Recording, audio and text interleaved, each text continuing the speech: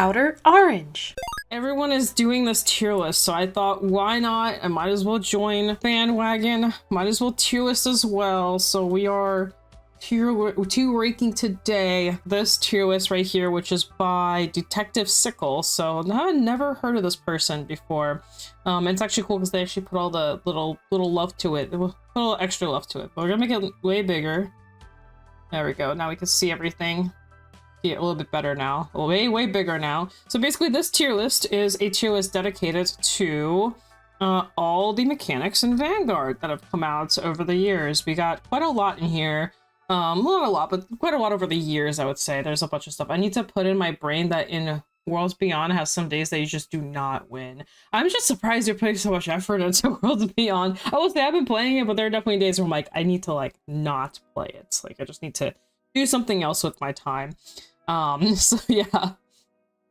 We're gonna change these ranks a little bit. We're gonna kind of go off of like, how are we gonna do these? I guess we'll do the top one as fun as heck.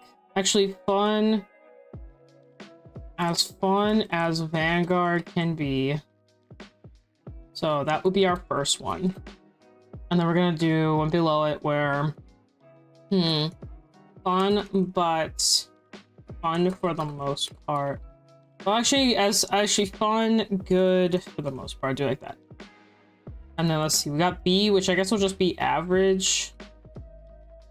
And then C is like, it's okay, but kinda sucks. And then we'll just do D as like a, why does this exist? How about that? And I don't think we need F. Let's see, we got 1, 2, 3, 4, 5. Yeah, I don't think we need this tier. I guess I'll keep it there just in case. We'll call it MISC for now. Oh, welcome in. Hello. Hi, Brom Oak. Hope you're doing well. Welcome to the POS crew. Legion is S, otherwise we riot. Are you the same person that just said that on the other side? I see you. I see you on the other. I see you on the YouTube side. I see what you're doing over there. You little sneaky. A little sneaky. Welcome in though. Hope you're doing well. I'm gonna make chat a little bigger. There we go. We can make it semi-big. Yeah, I was reading the chat on the other side. Don't think I missed you, but welcome in. Thank you so much for the oh my gosh, for the follow. I appreciate it.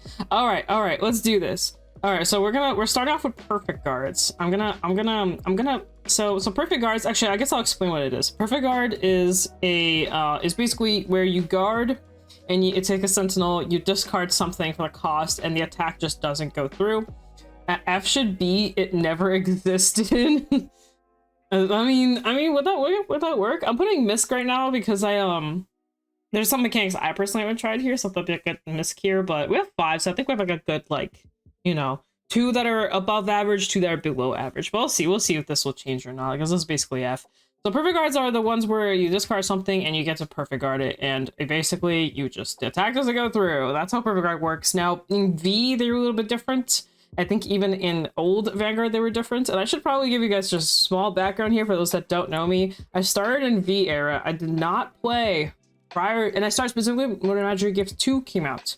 So I did not play prior to that, so there's a lot of stuff in here I haven't actually tried. Like some stuff I did for Grand Blue, but that was kind of like that was it. And obviously Vanguard 0. So anyway, perfect guards I'm gonna put as a fun, good for the most part mechanic. I think they're pretty chill. They're not anything that special. They're not like that out there. They're not really that unique. They're just, you can't be hit. So I think I guess they're probably average. I'm glad they exist. They're fine. They're just very normal. It's a very normal thing, right? There's nothing that special going on here, nothing game breaking, but they do affect the game because, you know, sometimes decks can turn them off.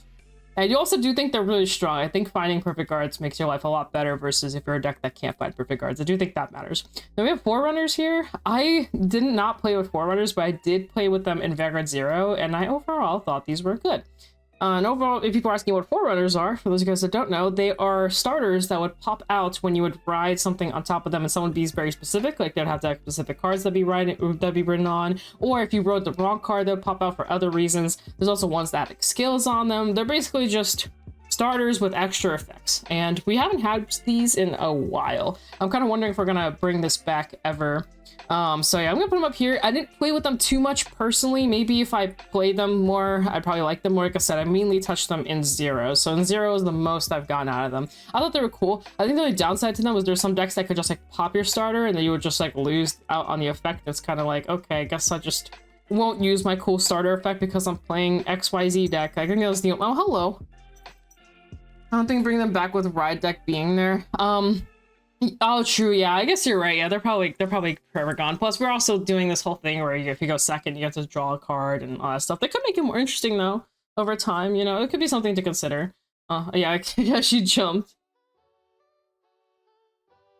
I have some Coke in here and I'm finishing it so that way she doesn't knock it down because I know what she's like. She'll knock stuff down. Let's see what else we got. We got Mega Blast. If I remember correctly, Mega Blast is when you did like, it was like Soul Blast 5. It was like Counter Blast 5, Soul Blast 8 or something like that.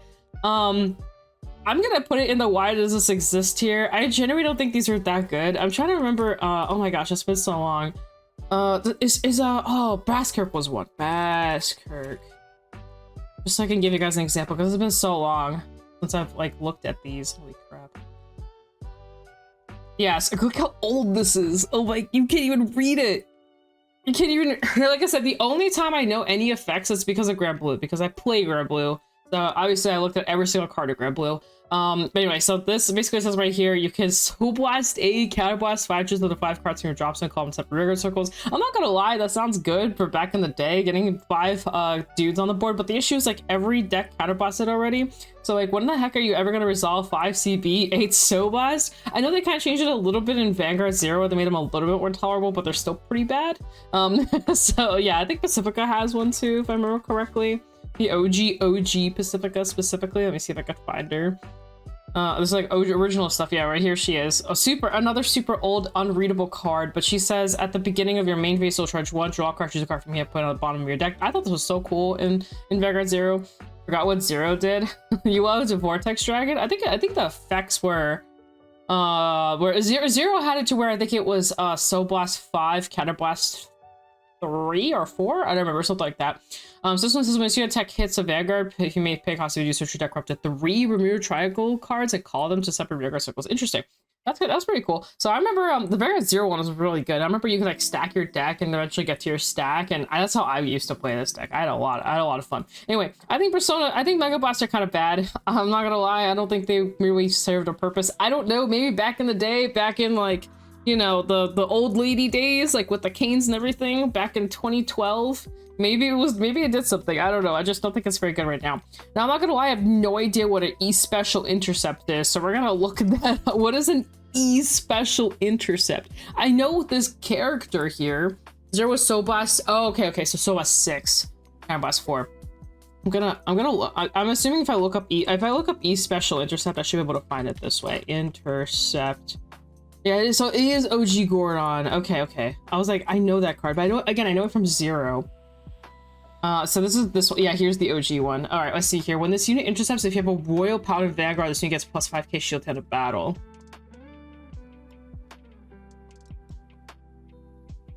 Was this like a mechanic back in the day or something?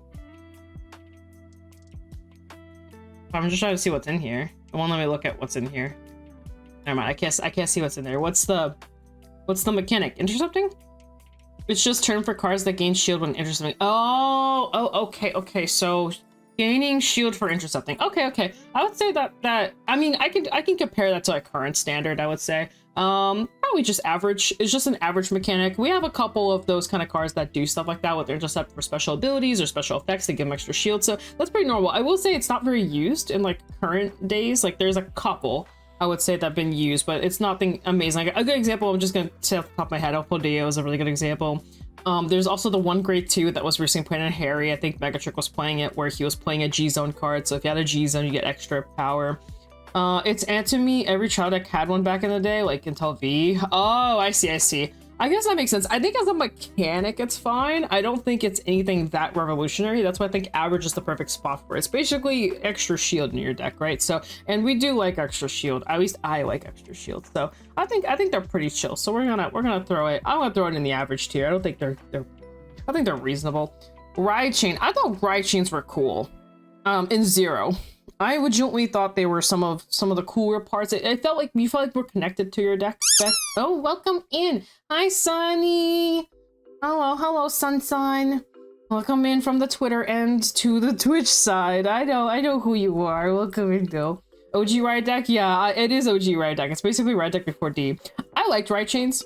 I like the V ones too, like the Special Duke one where you're going from the 1 to the 3. I liked Rivier's ride chain kind of ride chain thing. So I think these are fun. I just don't think they were really experimented with that much. I think over time they just got phased out and then they got kind of brought back and they got phased out again. And now we have D. So I thought they were cool. I think they gave decks to identities or gave them kind of like I guess like a purpose. I don't know, I can't explain it. You kind of like watch as your deck is like literally leveling up. Is that the Outer Orange? Oh my god, is that top 8? Chrono Chrono deck? Curl? Birthday Boy? Cardfighter 159? Haven player? Ride chain equals ride deck? Yeah, I would say ride chain does equal ride deck, but I think ride deck's a little bit different in some situations. Like I think some ride decks are like ride chains, but not all ride decks are ride chains, if that makes sense. Like for example, if you do something like the crazy goofy stuff where you kind of change it out a little bit, like it's not really a ride chain anymore, you know what I mean? Like because the point of the ride chain was you had a 0 that had to match the starter with the 1 and the 1 had to match the starter with the 2 and then the 2 match with the 3, right? But in ride decks you don't have to do that, so that's kind of the difference. Ride chain the go for real, but man, mulliganing was rough. Wish we had more generalized ride decks. I agree.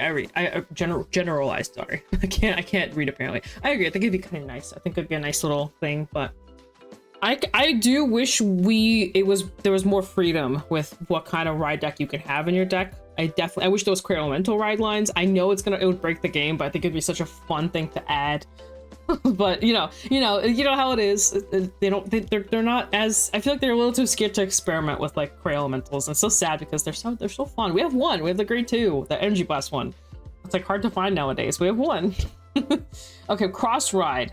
Oh, what is cross ride when you start on one and you go to another? Is that what that is? Let me think. Phantom Blaster. Welcome in, Yuzi. Ride chains were fun, but missing the pieces kind of hurt. Yeah, exactly. I agree. I wholeheartedly agree with that one. I'm just trying to find one so I can kind of give myself a little comparison here. Because cross ride, it's not the same as, I guess it is. So the one I'm thinking about is Overlord. You know how Overlord has like the OG Overlord, but then you can ride like the better one on top. And then you get like extra abilities, or is that Limit Break? I don't remember. That's something I'm trying to like remember. Is that Limit Break? Fuck. Overlord.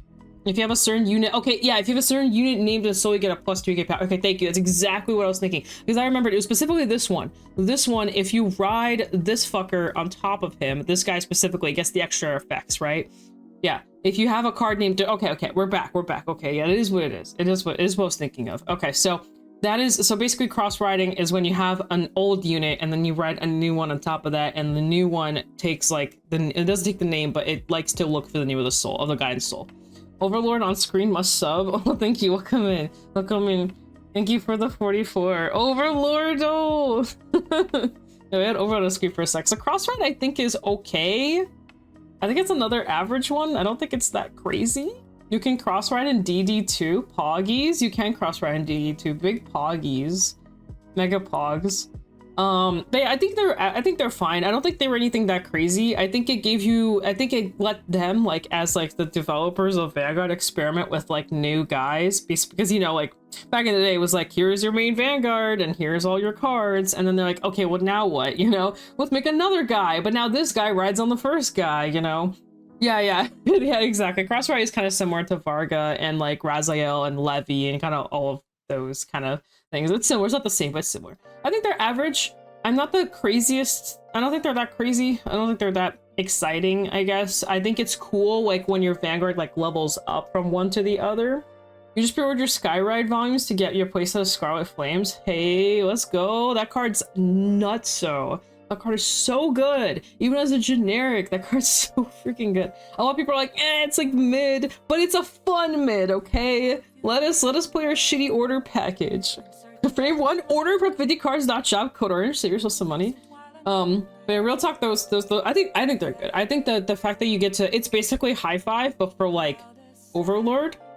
Like it's high five for Dragon Empire. Like dead ass. Like that's all I'm gonna say. I want to read it again. Sorry, I'm getting slightly distracted. I want to read it. So good. Like, they're so good. Oh, these are, oh my god, these are so adorable. Hold up, these are so cute. Sorry. Anyway, was it, where did it announce that? CARDFIGHT Vanguard, I think. I don't remember where they announced it. I didn't really like. Oh yeah. Here it is. Lit. Hey yo, here it is. Here's the boy. Scarlet Flammy. It's Flam G. But I can't play for BS. It is a trilogy. You have to wait. I mean, well, most of these have been like kind of like a waiting thing. It also came out later. So you have to draw a card, choose a card from hand, reveal it, called reveal card. If it's a great equal, rest in your Vanguard, discard it. If not, choose one of your opponent's front or reveal card to retire. And if you did not retire a card, you get plus 5k power. Woo! So basically what's cool about this is you just get to draw a call, literally like high five. The downside is you don't have to bind anything, and you can also retire something instead. And then also the override effect is like disgusting. Like this part's nasty. But I don't know, I think this card is so cool.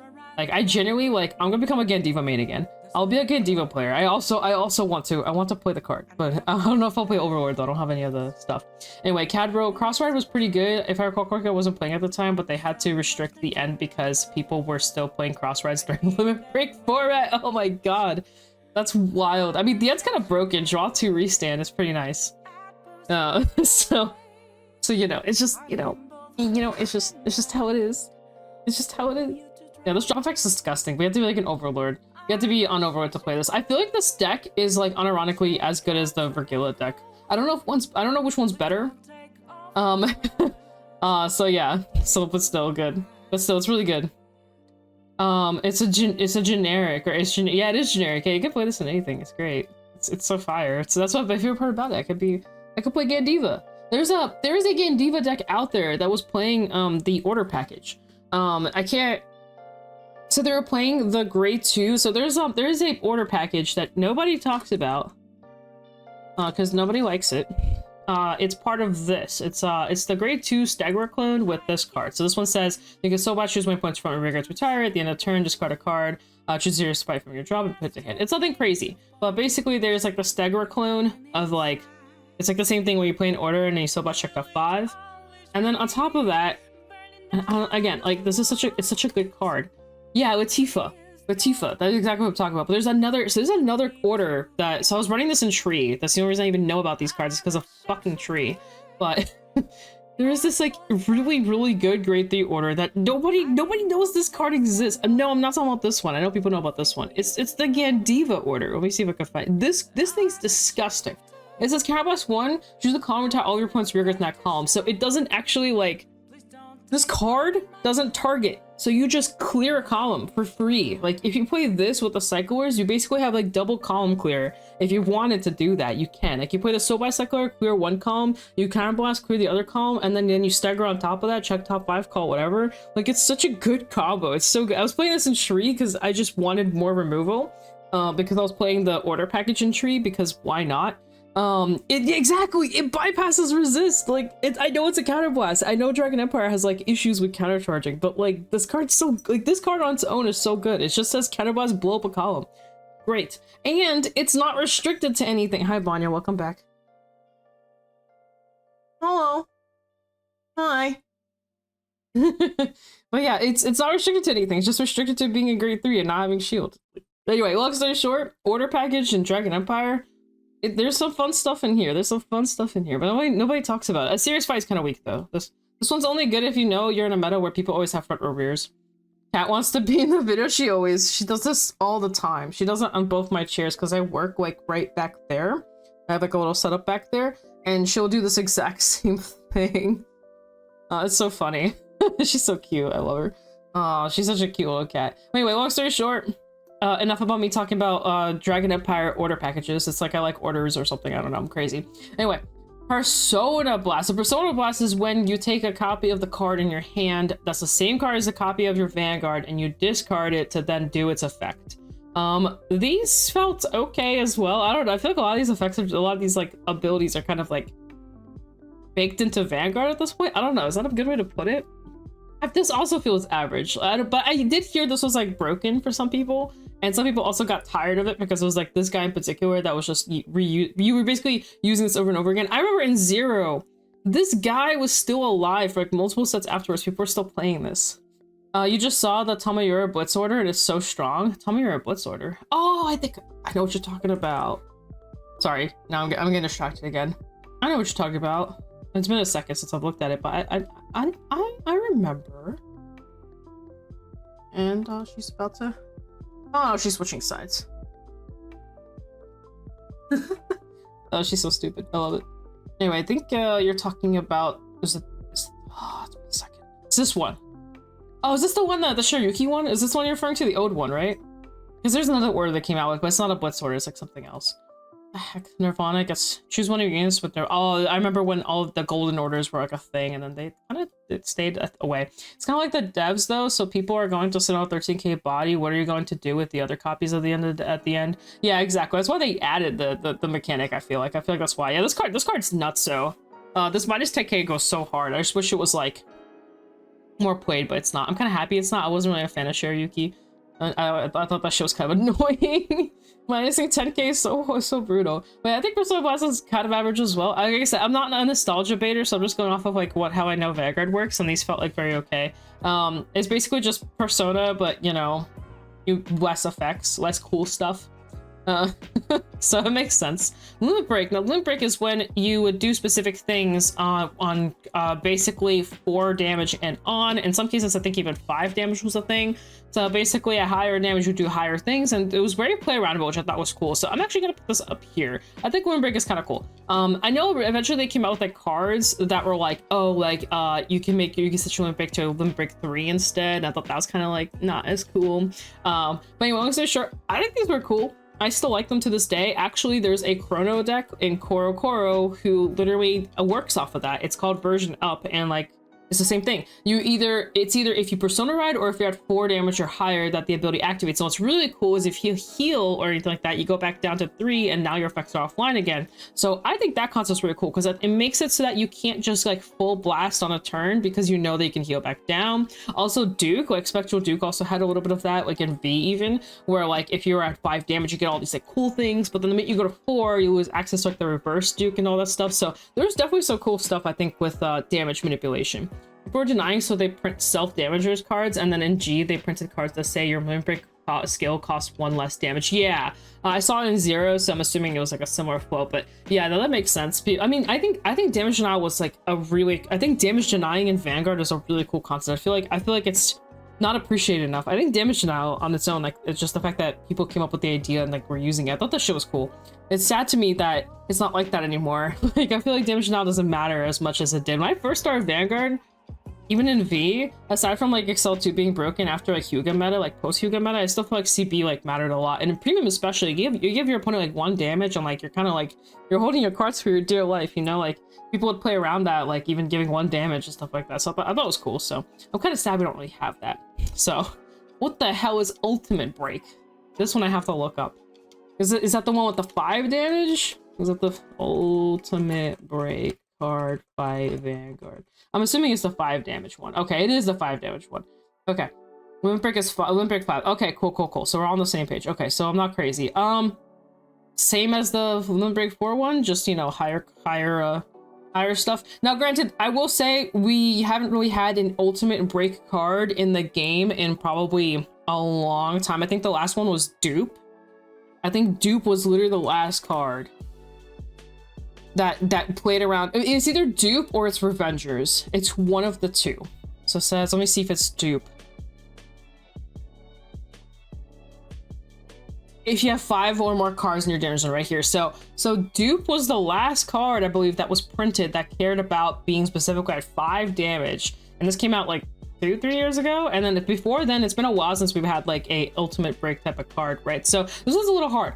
OG Glandios won the game on Limit Break 5. That makes sense. Yeah, I heard Glandios was kind of busted back then, so that makes sense. I'm trying to think of like if it's been recently played around with, and the answer is no. Like I said, Chrono had the Limit Break 4, but not Limit Break 5. So I'm gonna put it up here. I think it's not experimentable enough. It seems like something that really wasn't used that often from the sound of it, because like obviously, you know, D doesn't have it, right? D doesn't even have ultimate break, so. Well, I think it's cool. Like I said, I think anything with like high damage stakes type of stuff is cool. I believe V Gwendios was similar to OG. V Gwendios was significantly weaker, but we can take a look at him. I think he's like a meme. He's like basically a meme. He cares about lock. But oh no, he does check for damage. So if you have 5 or more cards in your damage zone and your opponent has 5 lock cards, okay, so you need both to be active. So you need both the 5 damage and the 5. I remember the 5 lock. I can remember about the power, about the damage zone. Okay, so at least they did experiment with a little bit with these like reverse cards, I guess, that kind of experimented more with the concept of 5 damage. So I've never seen someone win with Gwendios on this specific condition. I've yet to see it happen. I haven't seen it yet. Not on V anyway. The OG maybe, but not on V.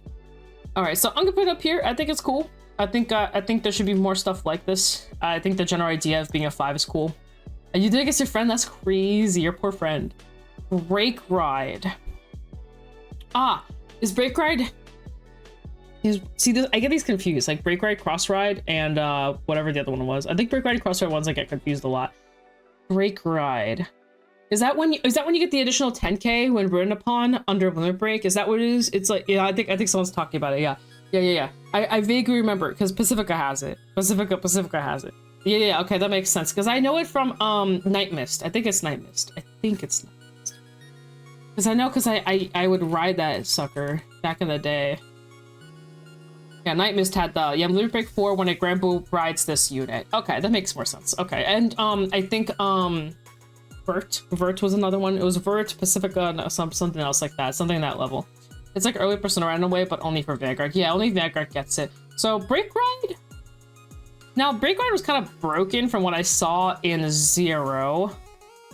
Because you kind of just do the thing and you just tell your opponent, like, hey, I have all these extra abilities for a turn. It's only for that turn. You have to ride it again, right, to get the second one. Daikaiser! Oh, yeah, true. Okay, with study. Yeah, Daikaiser did have it, huh? Daikaiser did have it. I forgot about Daikaiser. Poor guy. Poor guy, forgotten. Even though we're about to get, I believe, a new Daikaiser in, like soon. Break Ride is kind of biased because I started playing at this time. Okay. Legion. Oh no, this one's the Legion one. Uh-oh. Legion.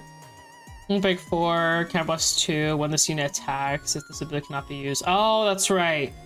Dude, this one has so much. If you have a card named Robo and your soul, this gets another 2k. This one has like multiple abilities on him. Dauntless Drive with the end was the reason the end got restricted. Yeah, no, I can imagine. All right, well let's put I think I didn't really like Break Ride personally. I'm gonna put in the average slot as well. Yeah, so is this cross? I guess we'll look at it in a second. I thought it was okay. I think some people might agree or disagree. Like I said, I was a big fan. I could put in the average thing just because I think it was an okay mechanic. Like, I don't know. Now Cross Break Ride. These are so confusing. What the fuck is Cross Break Ride? Break Ride was fun for its time. Break 4, what was your So it's Cross Break Ride if you have Limit Break on the card and you have a guy in soul. It's Cross Ride Break Ride combined. Oh my god. Oh my god. Y'all are killing me, Mr. Krabs. You're killing me. Oh my god. What is a Cross Break Ride? Give me a unit. Is it Daikaiser? Is it Daikaiser that has Cross Break Ride? I wanna read this shit. Okay, let's see. Counterblast 1, okay, so Limit Break 4, when a unit rides on top of this guy and pay the cost if you do choose a Vanguard plus I get a crit. When this unit reveals a grade 3 Dimension Police. I see. It also has Lord, and also has when this unit is boosted. Okay. Lord have mercy. Fair enough. You know what? Dragonic Overlord. Gayusha's a good choice. I'll go with Gayusha because it'll be a lot easier to find. I know Gayusha. We need the... Wait. Gayusha is a Cross Break Ride? Huh? This is a 0. Does this count as a Cross Break Ride? Dragonic Overlord? Lord is so relevant, it's not even in the tier list. Yeah, I was kind of surprised they didn't put Lord on there. I was thinking the same thing. Lord has relevance into Nubatama, unironically. Okay, so someone said Dragonic Overward, Break Ride, Draconic Overward, the Rebirth. Which one's the Rebirth? Holy crap. Rebirth. There's so many of them. OG Vowing Saber riding into OG Vowing Saber. That's right. I think I saw you're better off looking for Vowing Saber. You know, you're right. Vowing Saber.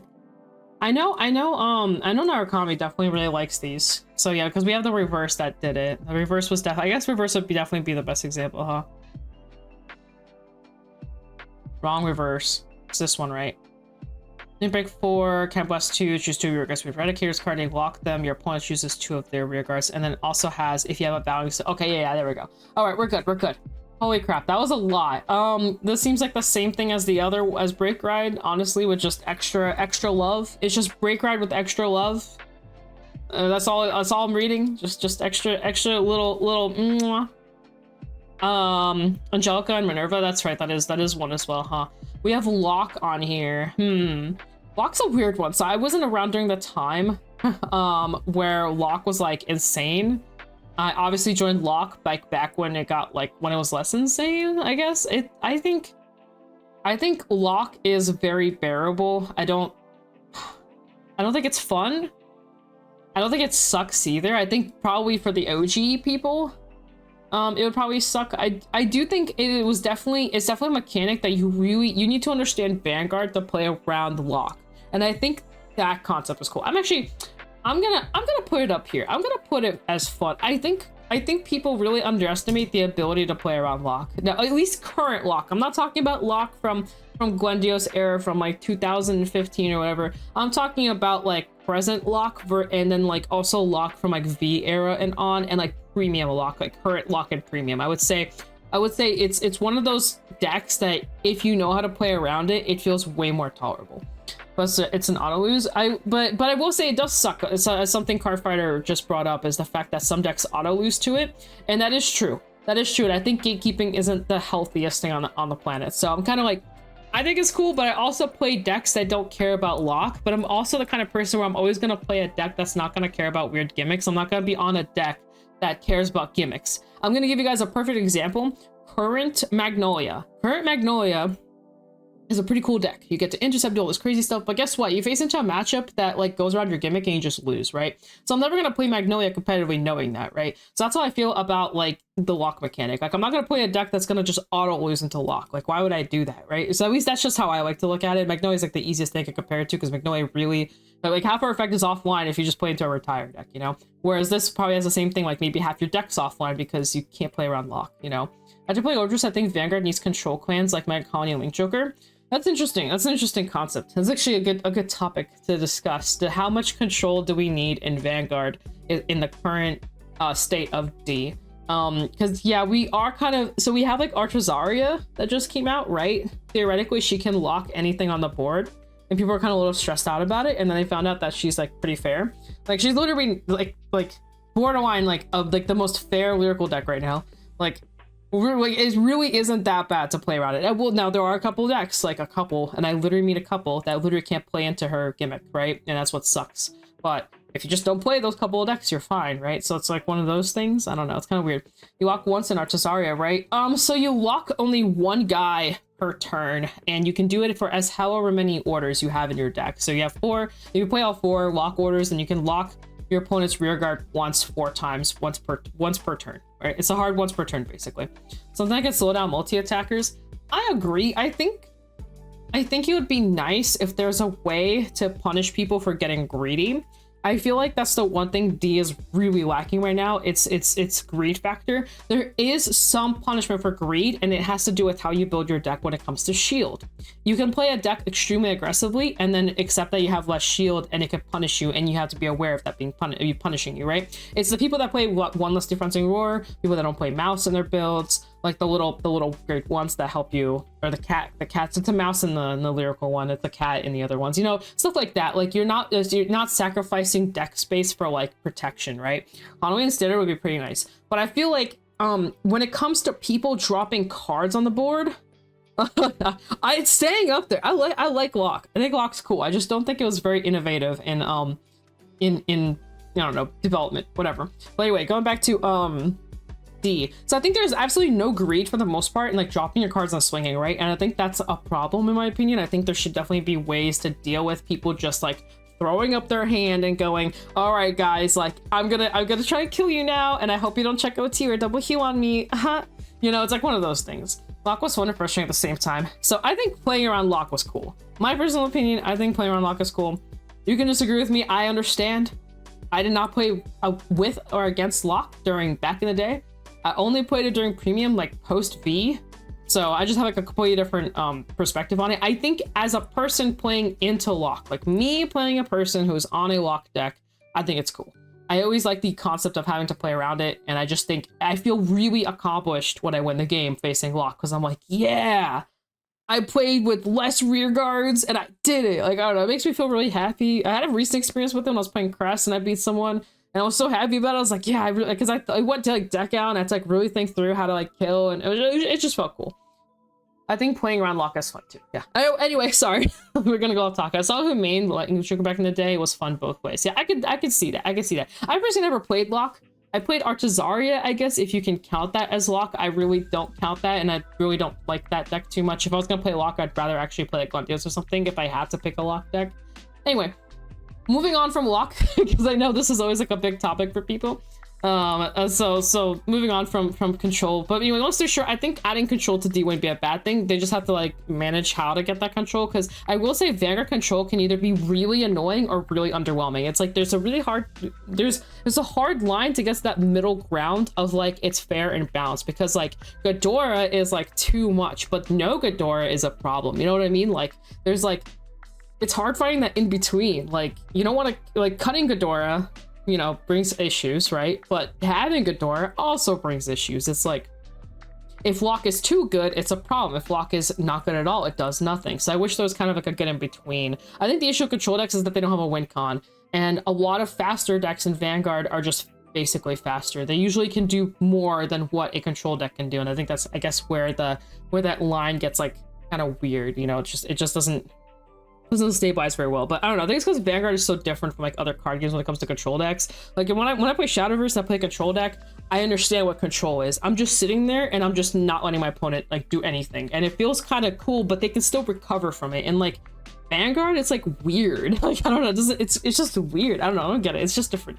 Anyway, cool subject to talk about. Quintet wall. Now this one is a really weird mechanic. I'm gonna put it on why does it exist, because like it's kind of bad.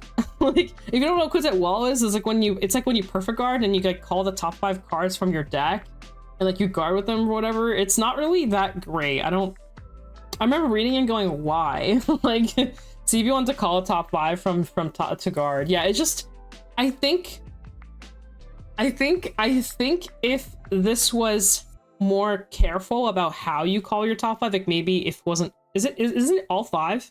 Don't you have to call like all 5 to the board too?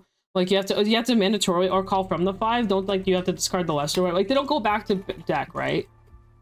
What's that wall?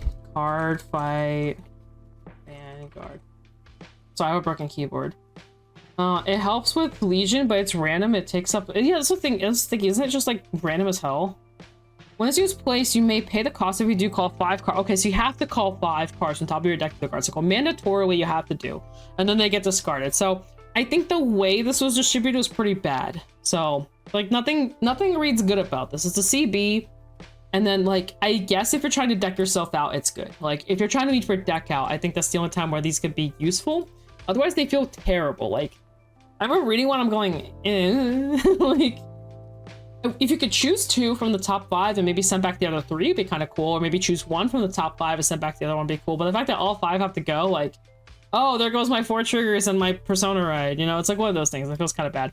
Legion. I know people really, really like Legion. I'm gonna put Legion in the fun section. Not S tier, just the fun. I know someone in here wants it as S tier.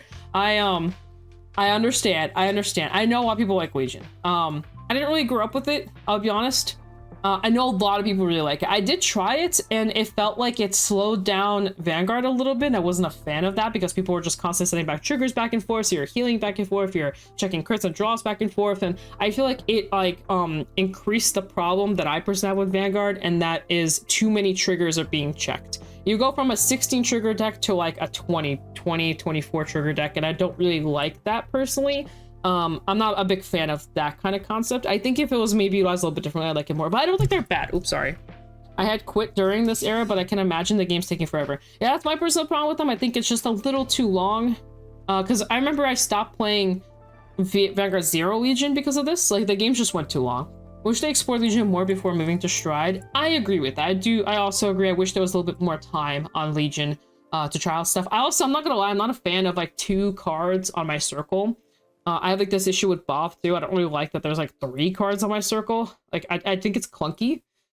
So aesthetically, I don't think it's pleasing is what I'm getting at. Like even like in Vanguard Zero, you will take that big ass square and like move it sideways, and it would kind of ruin the aesthetic of all the rest of the rear guards. Like you have like all these perfectly aligned rear guards, and you have like big fat guy in the middle that's just like awkward looking, and there's like 2 arts on him. Now I will say I do think what's cool is the Legion with the counterpart with the art looking. It is like a sandwich. You're so right. It's like a sandwich. I did like the art stuff they did where they like made the Legions match each other's art stuff. That was cool. That was cool. Obviously it makes sense because it's the Legion mate and all that stuff. That's the point of it. For those of you guys that don't know what Legion is, it's when you have a guy and then you Legion with another guy and they become like one Vanguard. They like take each other's powers and stuff like that, and they get like extra effects, and you send back triggers for the cost. It's like really weird and specific, but that's Legion for those who don't know. Legion is God tier. I know you were gonna wake up from the depths of your of wherever you're coming from, and you're gonna say that. I was waiting for it. I was waiting for it. We want mechanic tier list. Yeah, welcome in, Dots. We're doing a mechanic tier list. I'm gonna give Legion the fun, good for the most part tier. I think it was a cool idea. I didn't grow up with it though. I didn't start Vanguard with it, so you know, like I said, this is non-nostalgia bait here. Like nothing here. Really want Vergilla and Legion. Yes, they are together. Oh yeah, that would make sense with the Ezar. Yeah, I get, or the Ezir. I know what you're talking about. That would be kind of cool. I think Forerunners are cool. Yeah, I agree with you there. I think in current D, I think we could definitely be fine without Legion, my personal opinion, but maybe in the future they might bring him back as like one of those encounter type things. It can always come back. So Legion was the best time in the game, really? Was it the best time in the game? I wouldn't know. I didn't play back then, so I only played, like I said, I played Vanguard Zero, and I did not like any Vanguard Zero because it made the games long. So that's my personal opinion. Forerunners were alright, but the problem was that some decks got way better ones than others. Yeah, so but I did notice that about Forerunners is that some decks definitely had better starters. For sure. For sure. Strides. Now, I know people love Strides. I think... God, am I really not gonna put anything in S tier today? I'm gonna keep Strides, and I might move this.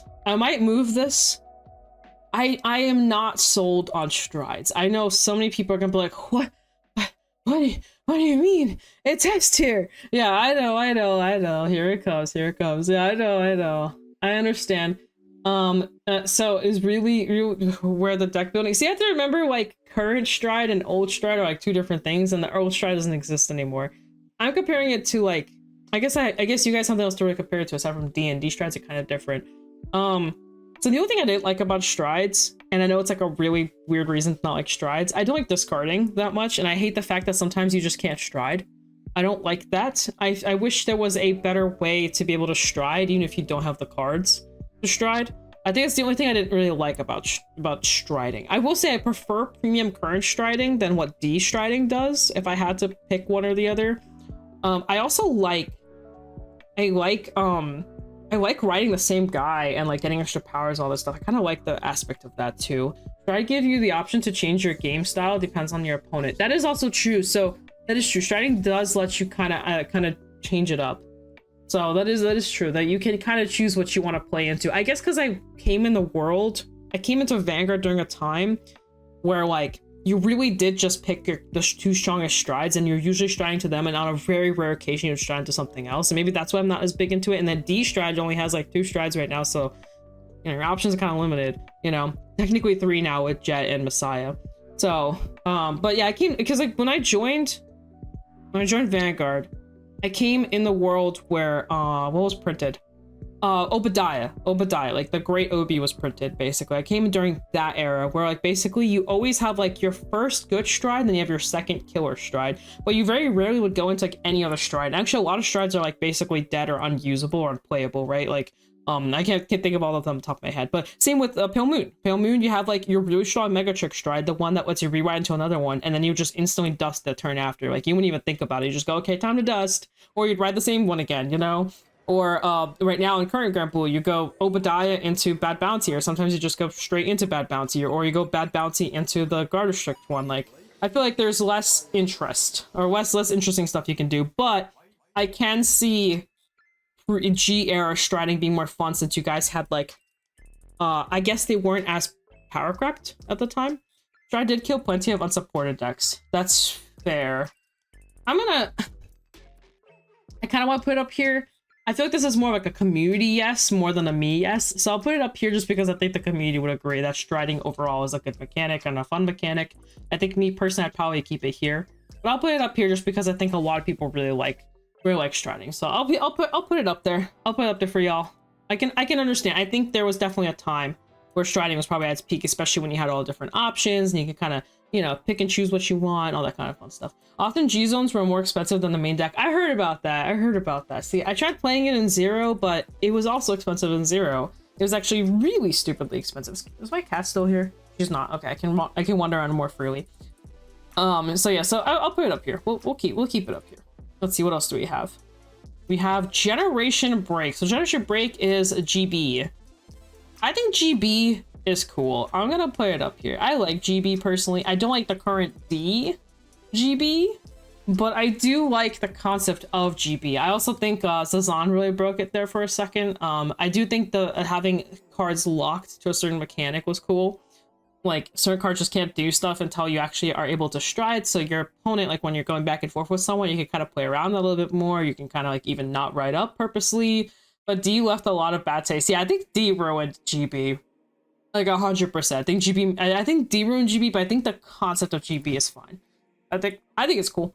I think it's definitely, like I said, just there could be like a card that says, okay, you can only do something on a certain GB level, and yeah, have fun, figure it out. Like GB8 as a mechanic is kind of cool. I will say it's a little broken sometimes. Like if the opponent can like a loop on GB8, it's kind of like, you know, kind of like Hell Heart 8 and all that kind of fun stuff. But I think it makes sense though. If your opponent looped like 8 times, they probably should have the right to loop you at that point, right? So, but I do like the fact that you can have like Omega breaking things at like higher GB, and then your opponent has to like, wait that long to get there. Wish you had more options as first stride on D. True. The concept of GB is great. The thing about GB is that in a certain point in time, you had cards like Odysseus and 7 Seas Rush that killed your opponent before they got to GB. Yeah, but I think that's fair. I think that's you would expect that. I see that's the thing. Like you expect people to do that kind of stuff. They're like, oh well, if you don't get to GB, then I just win the game. So I'm just gonna kill you before then. Like I mean, people even do that nowadays, where they're like, oh, there's a certain broken thing you do at XYZ interval. Cool, I'll just kill you before then. Like I don't want you doing that. I don't want you playing the game.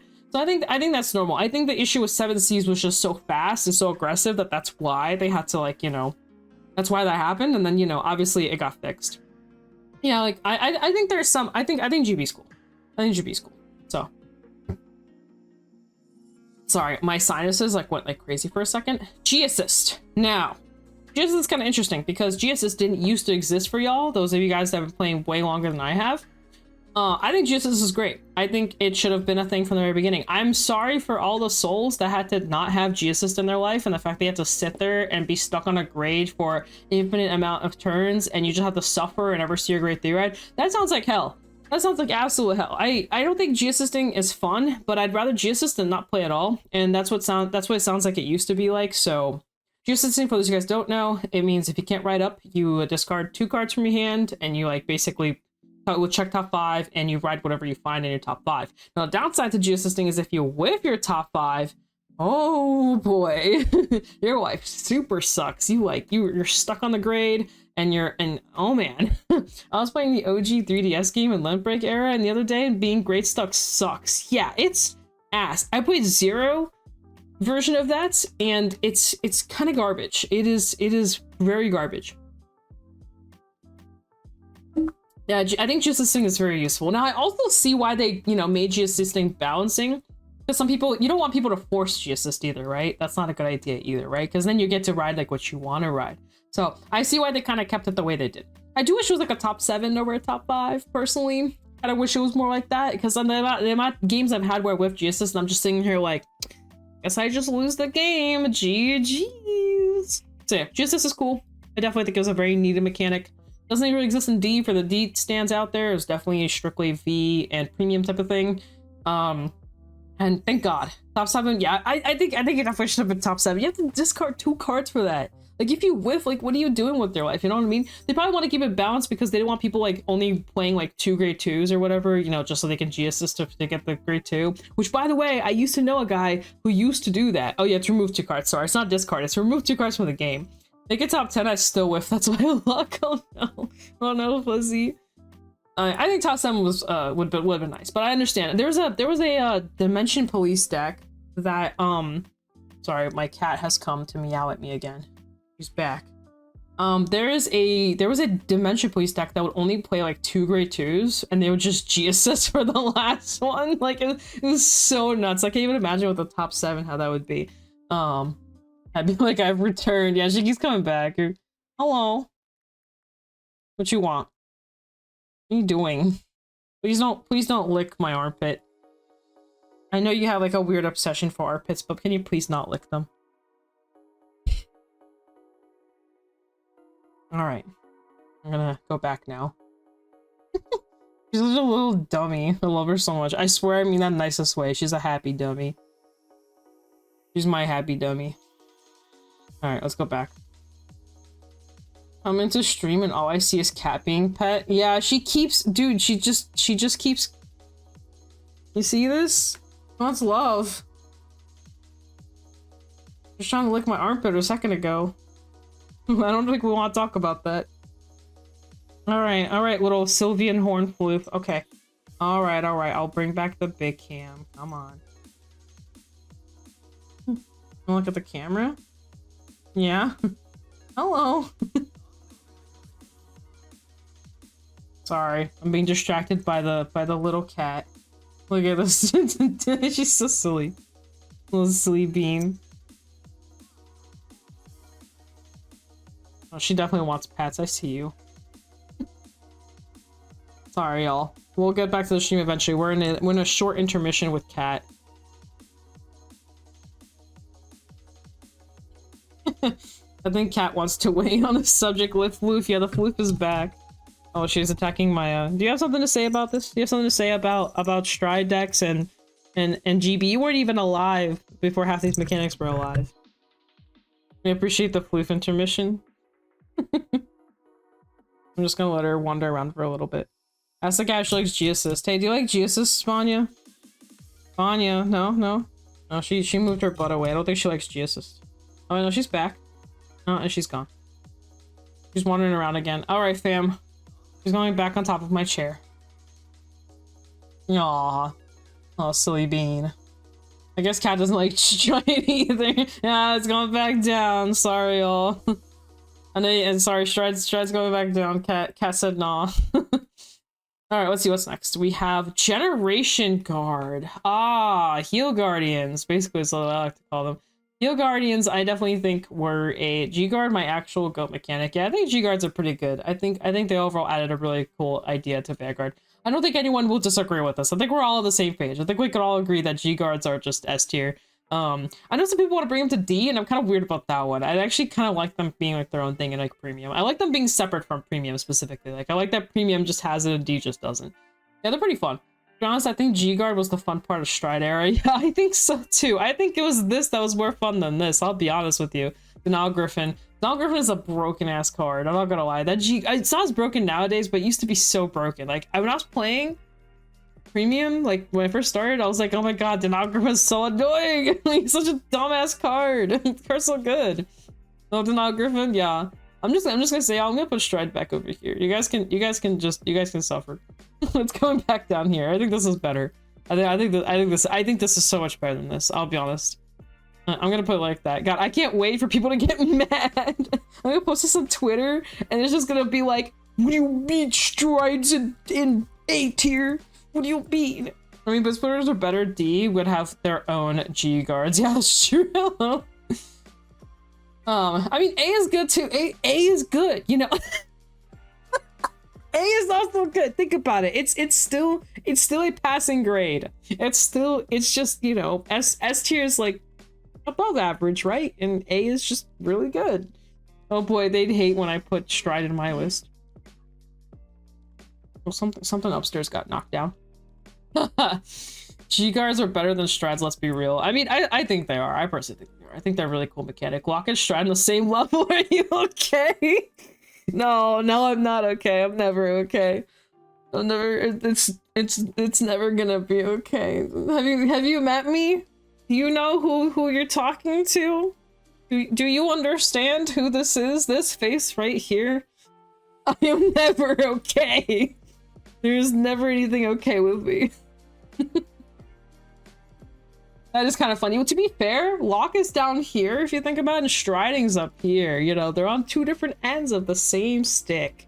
What if the big brain is that lock and stride, you have to play around them, you know? So they're both like the same level of fun? I'm trying. I'm trying. All right, let's see what else we got. We got ultimate stride. I think ultimate stride's cool. I actually like it more than regular striding, I'll be honest with you guys. I think it's up here. Maybe even up here. I think ultimate stride's sick as hell. Like, I feel like you have to like destroy your whole G zone if you don't win in the spot. Like, that's so cool. Such a dumb mechanic, but they didn't know how to properly balance it. No, they definitely did not know what to do with it from the sound of it anyway. They definitely know what to do with it nowadays. They're very, very careful nowadays. Ultimate strides. For one per case though. Oh, okay. So maybe on a wallet level, ultimate strides sucked. I think the concept of ultimate strides is cool though. I think it's like kind of like an end all be all situation. And I always think it's cool that when the opponent like officially, you know, strides this Zeroth, and you kind of like on the other side going, oh my god. You know, I think it's cool because you know that they're about to have like an insanely powerful turn, right? Like, you know it's about to be insane. But they were so powerful back in the day that anyone who competed without one got destroyed. I mean, that's valid. It is a GB3 that was, you know, very, very cool. Cool idea, horrible execution. That's fair. That's fair. I can see that. I like them. I think they're cool. Maybe it could have been executed better. You could run those no G zone and counter grade 1 in standard after ultimate stride. You could run no G zone and counter grade 1 in standard after ultimate stride. What G zone and counter grade 1 in standard?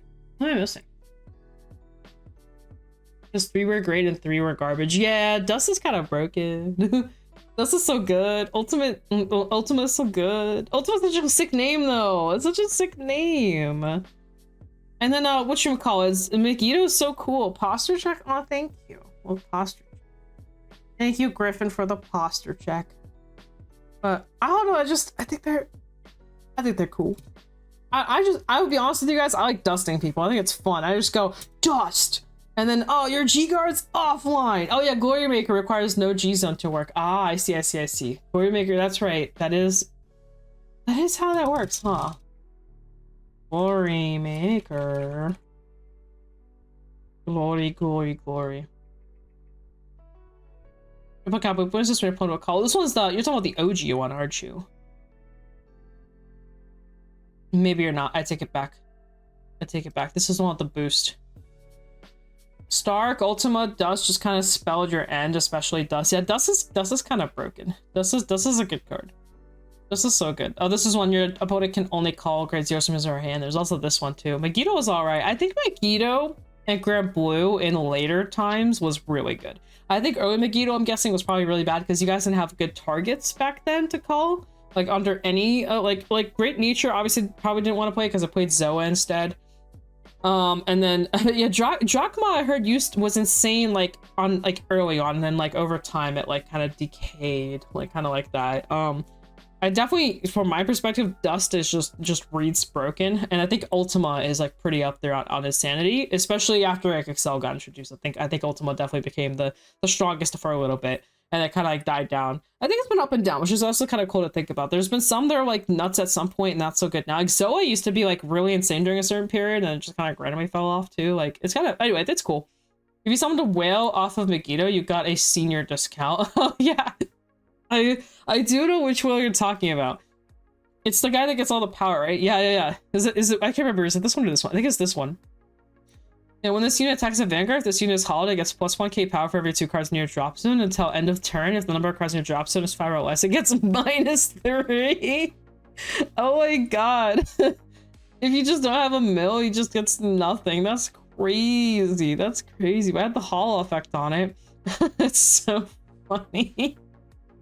Oh my god, Dust being Jules Papa. Yeah, Dust is Jules Papa. 12k base though. It is a 12k base. I guess that's why you'll lose power if you didn't have the right drop zone. All right, let's see. Imaginary gifts. Oh my. The controversial imaginary gifts. The thing that ruined Vanguard to some folks. Damn, this is like almost as bad as Lock. That's not what Magnus is inspiring to be. That's fair. F tier? Oh no. Need to drink my tea for this one. Put them all? Well, I mean, this is just Imaginary Gift 1 too. It doesn't specifically indicate which one. I like imaginary gifts, but I can't tell if it's because of the fact that it's the format I started on. Because even to this day, I don't hate them, and we're way past that point. A 2 and then F now. Why does this exist? That's crazy. I think they were fun. I just think they weren't. It's kind of like the execution thing. It's kind of like the execution thing. I just don't think they were executed well enough. I miss having imaginary gifts. Damn, this is tough. I don't know where to put this because I don't hate them. I hate what they became over time, but I don't hate them. I think Excel was a problem. I don't think Protect and Force were that bad, to be honest. The thing I hate about gifts is that they were supposed to create a power triangle, but Protect was busted from frame 1, and Excel that should counter Protect sucked until Excel 2. Put them away. I was gonna say, I was gonna say Protect. Protect became the worst one. This is tough. I'm the minority here. This is tough. I do miss them. I liked having them in my circles. I also like getting something when I ride to 3. I just like the idea of just getting something. Like it feels like a little present, you know? It's like I get a little gift. I get it. How about this? You think to yourself how they managed to power creep strides, and they did power creep strides because of this. I'm gonna say this. I think Imaginary Gift 1 was okay. I think Imaginary Gift 2 was definitely a why does this exist? How about that? How about that? Because I think Imaginary Gift 2 is really where the problem started. And I don't think Imaginary Gift was that bad personally, but in the reason why it's got power cut is because you could ride to 3 and instantly get a gift, and obviously striding takes an extra turn theoretically, right? So I think that's why probably they got like in a sense power crept. But I mean, people played them in their premium decks, and then you would ride, get your gift, and it instantly stride. So you know you would still get something out of it. So I don't think they're that bad. I do think Gift 2, specifically Excel 2, I do think that was not well executed. I think it could have been better executed. I also think Protect 2 was also a terrible gift. The thing does like almost nothing. There's like 1 in 100 games maybe where you would actually properly use it, and it would be during very specific matchups. Only very specific matchups would ever go Protect 2, right? So, and very specific decks. Yeah, Excel 2 definitely felt not play tested. I think Excel 2, I think Imaginary Gift 2, if it was properly executed, I think it would have been fine. I think Imaginary Gift 1 was really not that bad. You have like extra protects, 10k power, and an additional circle that doesn't draw you a card. I don't think they're that bad, but I can see why they could have been bad. Also, keep in mind, no one even goes Excel 1 because of Excel 2 existing. Same with Force. Force is a weird one. Aside from certain decks, like people preferred Force 2 for the most part. They definitely were. They definitely were. For a fact. For sure. You know, I think Magic Gift 1 was fine. Now, granted, I didn't play when V started. I played when Excel 2 came out. So keep in mind, I started the game right on Excel 2. So why you don't have nothing on, it's okay, but sucks. What do you mean why do I have nothing on? Why you don't have nothing on, it's okay, but sucks. I'm sure there's a typo in there somewhere. I'm probably misreading your sentence there. I'll just keep going. Anyway, I'm gonna leave it there on the why don't I have something here? I don't know. I haven't really hit anything for this one yet. Now I will say, now that we have a second perfect guard, I might put these here. And then put this one up here. I might do something like this. Draw PG. No, this is fine. I think we can still do it. Oh no, nothing here has really hit the spot yet. We haven't hit yet. Maybe we will. Maybe we will. I don't know. We haven't hit yet. So draw PGs. So I really like draw PGs personally. I'm gonna put it up here. I think they're great. And V series kept me from quitting Vanguard after G. That's fair. I don't know. Like I said, I liked V, and I started literally on the worst meta possible. I started literally right into Hyuga meta and Leo. What was it? Lukier? It was Lukier, Hyuga, and whatever the third best deck was. I don't. Oh, Shiryuki. No, that's also Hyuga. Yeah, it was during that meta. I started like literally the most nastiest meta, and I really liked it. So, but it's also like what I started on. So I don't know. It's kind of a weird boat, right? Phantom Blaster. Imaginary. I know I started post Phantom Blaster, so I started like literally a month before COVID, because I technically started for the summer, like when Cocytus came out, and then I entered a tournament, and then COVID happened, and then yeah, Mordred. Yeah, Mordred. I was trying to remember. I was like, what was the other one? It was Mordred, because they went like Force 1 and expand Force 1 with like the Phantom Blaster and all that stuff. Trigger Perfect Guards are S tier. Yeah, I'm thinking I might move them up, actually. I actually genuinely really like these. I really miss draw PGs. I forgot how much I missed them until I played like a V premium game, and I was like, oh my god, these are so fun. Like, I just love perfect guards that are also draws. Like, that's so good. I like them. I really miss these a lot. Yeah, some people want them back. I don't know if it's healthy for the game to bring them back into D or not. Some people really strongly disagree with having these, but I really like them. I think they're fun. Is everyone to compete in an official V tournament due to working at a grocery store? That makes sense. That's a busy, that you stay busy, especially COVID era. COVID era grocery stores were like nuts. So it was like 24/7 Christmas, because everyone's like freaking out and buying stuff. I worked at a grocery store during COVID era, so whew, what a time. We need bobs at this point. I can't guard shit. Yeah, that's true. COVID was nuts at your first job. Yeah, COVID was a time. COVID at any like store was like, either you're just dead or you're busy as hell. There's no in between. I mean, you can always just keep the draw PGs in your hand, but it's just nice to just draw a card. I feel like it's so hard running draw triggers nowadays in D. Like, that's why people are running cyclers and all this other stuff to kind of like, you know, help with that, to draw more, you know. Sometimes you just want to draw, you know, just want to draw cards. 30k Sentinel crits. I loved 30k Sentinel crits. They're just going straight up here. I don't even care. They're just going straight up there. I thought these were so cool. I still think they're cool. Actually, you know, they're not like that amazing. I'll put them up here. I'll put them up here. Yeah, I'll put them here. I don't think they're not as good as like G carding. They don't deserve to be that high up. But I think 30k Sentinel crits were not experimented long enough. You run draws over fronts in your current decks. They save me more than fronts. That's interesting. And see, draws and fronts in D is hard, because fronts are like so much more like swingy, but draws can help you stay like more in the game if you're not bricking. I sure don't miss 16 crit decks in D. Yeah, I don't miss 16 crits. That's why I'm bumping this down.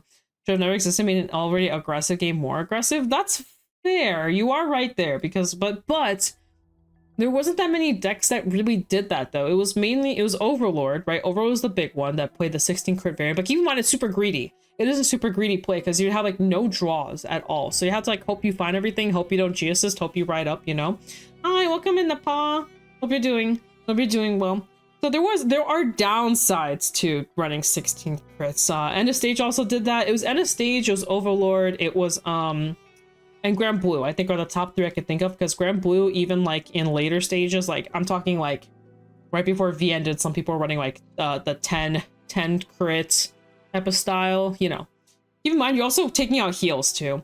I forgot how Oonga Boonga V was. The tier list is just reminding me of all the flashbacks. Oh no, not the Oonga Boonga flashbacks. And anyway, long story short, you have to keep in mind what you're sacrificing. I couldn't run. It was exactly. If you're going 16 crits, you're sacrificing. Really, I think I keep in mind, going back to the thing for 2 seconds. Just to keep in mind, I didn't play back in the day. I think current lock is fine. I genuinely don't think it's bad. I like playing into it, but I don't play lock. So just, I have a different perspective of lock, I guess. Like I think it's a fun mechanic to play into, but that's just how I am. I think it makes me think, and I like thinking. It's how I like playing the game. So we need to just have a lock debate at this point. Yeah, I'm like scared. I'm scared of this. This is like the scariest conversation to have with people. It's like when you walk up to someone and you say that you like School Days, the anime, and it just starts an entire like ripple effect. You know what I mean? Like it's like having a conversation about religion. Like it's just not gonna end well. So I kind of understand how it was.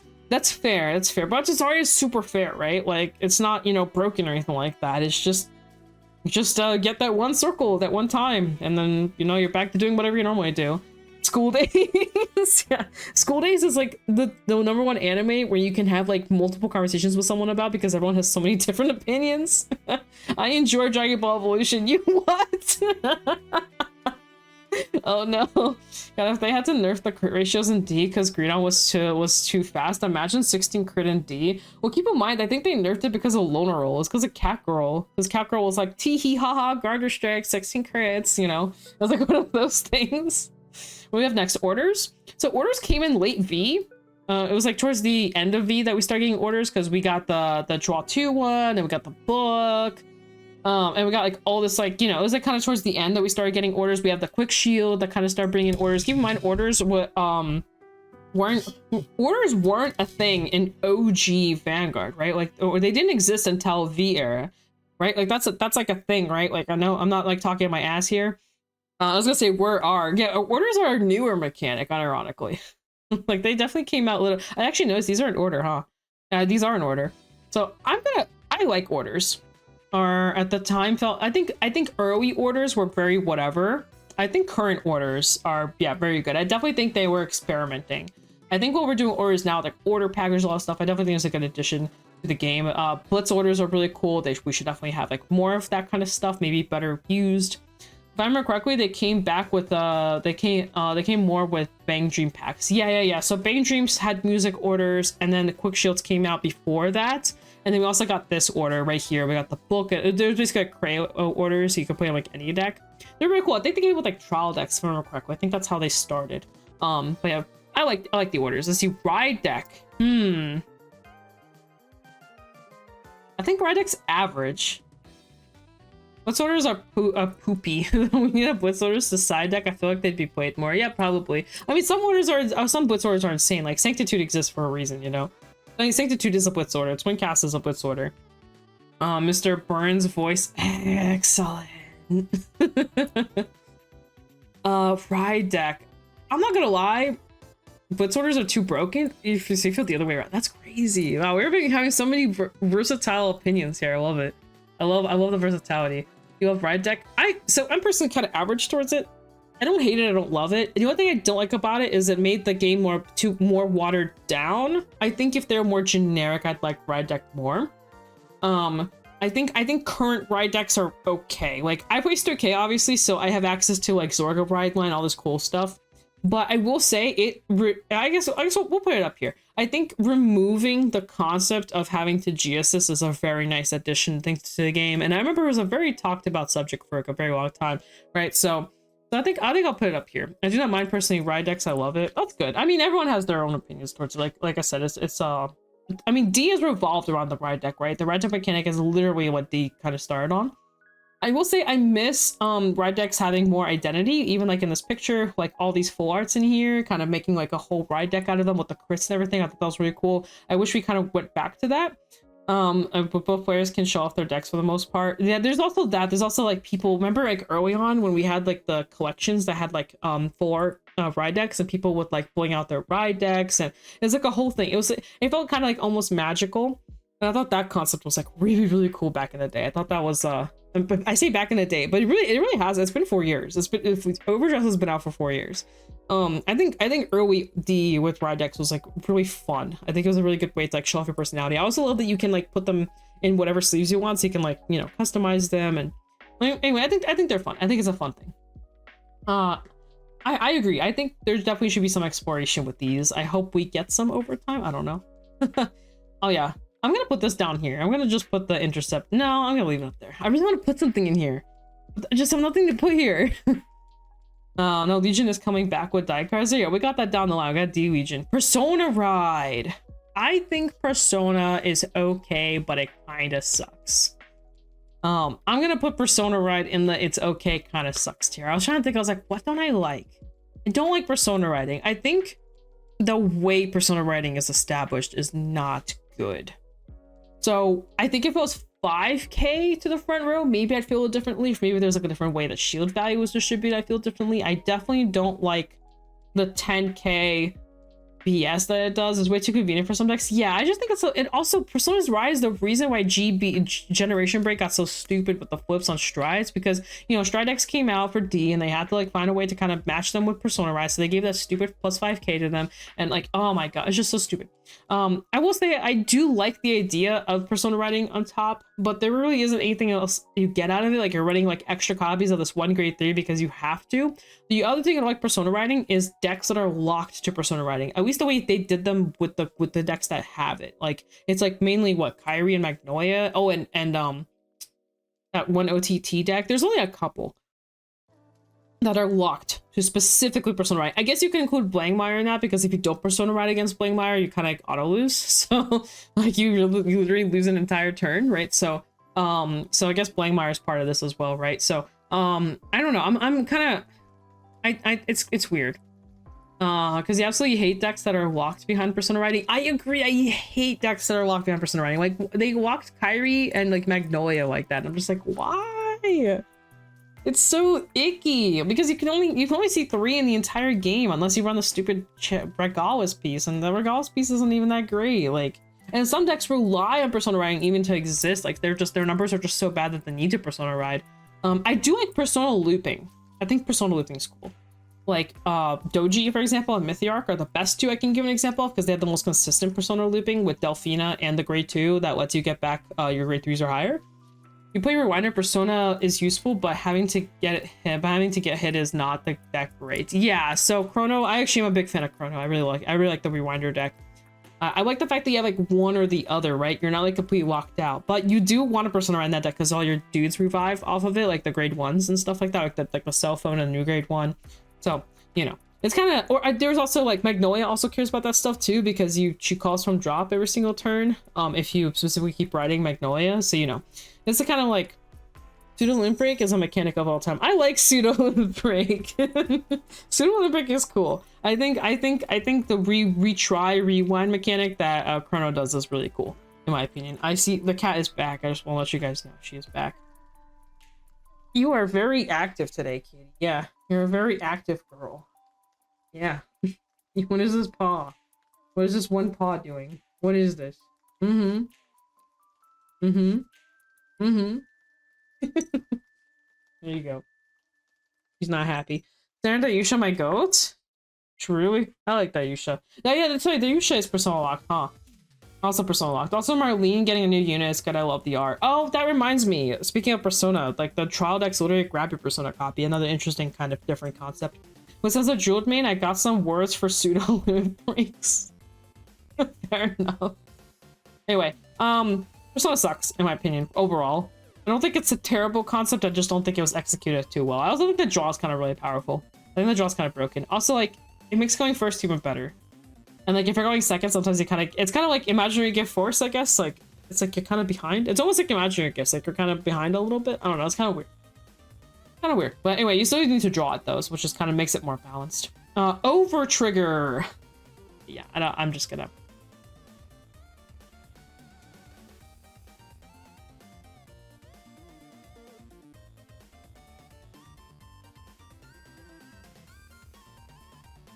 Ah, perfect. Ah, perfection. This is what I call a perfect tier list. So good. So good. It's such a good mechanic. No, it's going. I'm sorry, y'all. I'm a hater. I'm a hater.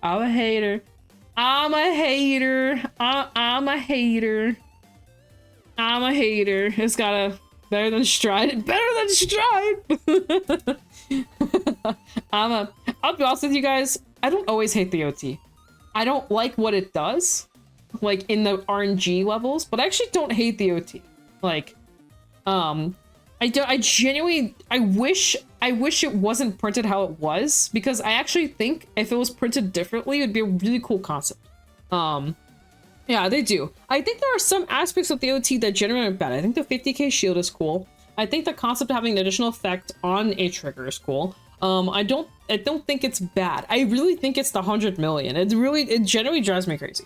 Honestly, I think it's an added spice game needed. It does add spice. Like when you cast, and since I do cast Vanguard, I haven't casted recently Vanguard, but over the years of casting all three formats, because at some point I did cast all three of them. You know, there is definitely a certain hype and type of level the Overtrigger brings that no other mechanic in the game can bring. And I think from a perspective of watching a game, it definitely adds a lot of hype. Like even at locals, like people are playing it out, the OT gets slammed, the OT gets slammed back. Like there's like a certain like kind of like hype behind it that I think is cool. I definitely do not like the fact that it's 100 million power, because it is quite literally unblockable. I definitely don't like the fact that some OTs are just insane. Yeah, there's like, and also what I don't like about it is I definitely split the community for a little bit. Some people really like this mechanic, some people really hate it. Some people don't think it's like an all-in-one win button. Some people do, you know, definitely. And also the other thing I like about the OT is that it's brought a lot of hate towards certain people. Like some people just really hate on people who like the OT and vice versa. And then also people like to blame the OT for their games, which I think is another problem. You won a 5-0 and got 2 wins because of Dragon Empire OT. I did not like the games I won with it. Yeah, that's another thing. That's my personal hatred towards OTs. I hate when my OT decided the win. It didn't necessarily make the win, but it decided the fact, like I won because of it. It's like, you know, you check it on 6 damage, you should have died, and then you come back, recover from it, or you check it offensively and your opponent doesn't have the PG. It's like one of those things, right? So like I said, I think it's brought more negativity than positivity, and I think that's definitely a problem. Only at the right time, just other triggers. I think there are those rare times when the OT decides the game, and I don't think that's healthy. And also, in my personal opinion, I don't think it feels good. I don't think it feels good playing into your friend or whatever, and then the OT gets checked, and then, you know, someone gets salty. It's like a whole thing every time. DOT push the level from meme to hee I'm in danger. It is an auto win if you trigger Brand Gate OT. You know, ironically, I actually don't mind Brand Gate OT if it's not checked super early. If it's checked like mid game, I don't care about it as much. Normally I have a PG because it's usually only three guys that have it, so it's not that bad. But I do think in premium it's like nasty. Like you have like a whole Excel board, you know. 6 cards in one single battle. The statement was criminal. That statement was criminal. I don't think Brand Gate OT is that bad. I actually prefer fighting into. I think maybe it's because Brand Gate decks are usually like they don't have like. I'll take a Brand Gate OT over a Dragon Empire OT or a Blue OT in a freestanding Vanguard deck. Does that make any sense? Like because keep in mind, like whatever is called after that, it's like gone. At least for Brand Gate, any OT on grade 1 or 2 is not insta win except Elder Breath. If you Elder Breath on turn 2 is like disgusting. Or Stoicheia OT on turn 2 can be if you have a full board on turn 2 and you Stoicheia OT, you kind of like almost win on the spot because you're putting your opponent to like 4 or 5 damage that turn. Like I'm telling you, there's some OTs that are more broken than the Brand Gate one. Unironically, maybe it's like when I've seen it. I will say if Prison checks it while they're on grade 3 and you're on grade 2, you usually die. Like there's no recovery. Also, it depends on when they check it. Like if it's like crit OT, it's different than OT crit, you know, like it doesn't copy the power of the crits the same way. Also, Gravidia is a thing. That 16 crit, you know, 16 crit. Oh, you mean what Fuzzy did to me when he was on Leonorn? Yeah, exactly. Or copying the 100 million power, you know, with like the Stoicheia OT, you can move it around. Like I said, I feel like, I don't know, my personal opinion, I unironically think the Brand Gate one's fair, but maybe it's because I've played a lot of Brand Gate and like usually my opponent lives my Brand Gate OT turn and sometimes they've won, so. I actually survived a prison OT with Java and won. Yeah, like I said, I don't know. Anyway, we could talk about the OT strengths and weaknesses for like days and days, but we got to remember that every OT in a different circumstance, depending when it's checked, is different in the power scaling of the ball. It's kind of hard saying like one OT is more broken than the other. They're kind of all broken, but just for different reasons, right? So, but that's my personal opinion. I think that's how I look at OTs. Anyway, long story short, not a fan of them. Well, it's ×2 to specifically your front row, to be fair. It's specifically your front row that gets the power. Your back row doesn't get it either, which is something I didn't know for a while when I first started the game. Like, I'm talking like when the Child X came out for original D. Anyway, I think overall this mechanic could have been cool. If you want to call it even a mechanic, I don't even know if you would really classify this as a mechanic. I think the idea of the OT was cool, but I think it definitely didn't need the 100 million. But anyway, we could talk about the OT for hours. Heal Guardians. Let me see. I love besides B. I like the yellow OT. I think it's fun. Heal Guardians. Now, I think you guys probably already know how I feel about this, but I actually really like Heal Guardians. Now, I will say, between formats, it changes. Like, if you were to take the Heal Guardian to premium, it's different from like V versus like if you were to take the same concept as a standard. Like, there are different types of Heal Guardians, right? I think Heal Guardians are great. I think it made V insanely fun. I think V towards the end got insane. I think it became such a fun mechanic, and then basically V went away. I actually never used Heal Guards, so I don't have an opinion. That's fair. That's perfectly fair. They're their own thing. Yeah, I do think Heal Guardians, but see, the thing about Heal Guardians and Premium, what's really interesting about them is they're grade 3s, and if you're forced to ride it, that sucks ass. And I actually think the concept that's cool because Crest decks, they can't ride anything else. So if you have Heal Guardians in your hand, you get stuck with those bad boys. You know what I mean? I think it brought in a lot of good stuff. Should not have access to that many grade 3s. That's also true. DP had a cool, interesting traction because it gets grade 3s. In some decks can send grade 3s back. You can send back your heals back. So I overall think Heal Guards was a very interesting addition to the game. I personally miss them. They could be different. Like, even if you were to get them again, like, there could be a different version. I don't think the self-damage thing was really cool. I wasn't a fan of that. I don't think that should be a thing, but I think the rest of it was really cool. Also, again, using them as G guards because they're 15k shields. They made G guards better because G guards actually had more value as like a shield target in your deck. So if you had to discard this to G guard, whereas before we used to have 20k V triggers, right? So they're 20k. So it felt worse to discard a 20k to G guard with than a 15k. Something else to kind of keep in mind. Like I said, I think ironically, Heal Guards brought a lot of cool stuff into the game, and I really miss these. I think these were cool. I mean, deck cards are just playable and premium, it's over. That's fair. But I generally think this was one of the best mechanics they've printed, at least since I started V. Like, since I started Vanguard, this was one of the best ones printed for me personally. Like I said, I didn't play during a lot of all this stuff down here. All this stuff. So I didn't play it during a lot of this. So this is definitely probably my favorite kit that came out. This is when I really started liking Vanguard, unironically. So, all right, Stride Crest. I'm gonna just put it in there. Yeah, for real, you guys got all this boomer stuff. What is all this? Burn in Holy Fight. Yeah, I don't like Stride Crest at all. Premium version, D version, I just don't like them. I think the only thing I liked about the Crest was the fact that they brought back old units like Night Rose and Jet. I don't like the fact that they have additional effects on them. I don't like the GB on them. I really wish these were a little different. I'm not they're not even where they still are. Put it alongside the OT. Damn. Best friends. Little buddies over here. I'll put it up here because it's definitely how wide does this exist. The scaling should have been capped. Yeah, the scaling definitely should have been capped. I definitely think that these were, like I said, there is an upside. I definitely think people being able to play their old cards from like ages ago was cool. Don't like anything else about them. Stride and Stand was interesting and a mistake at the same time. Yeah, I think they had a good idea going and then they kind of punted it a little bit.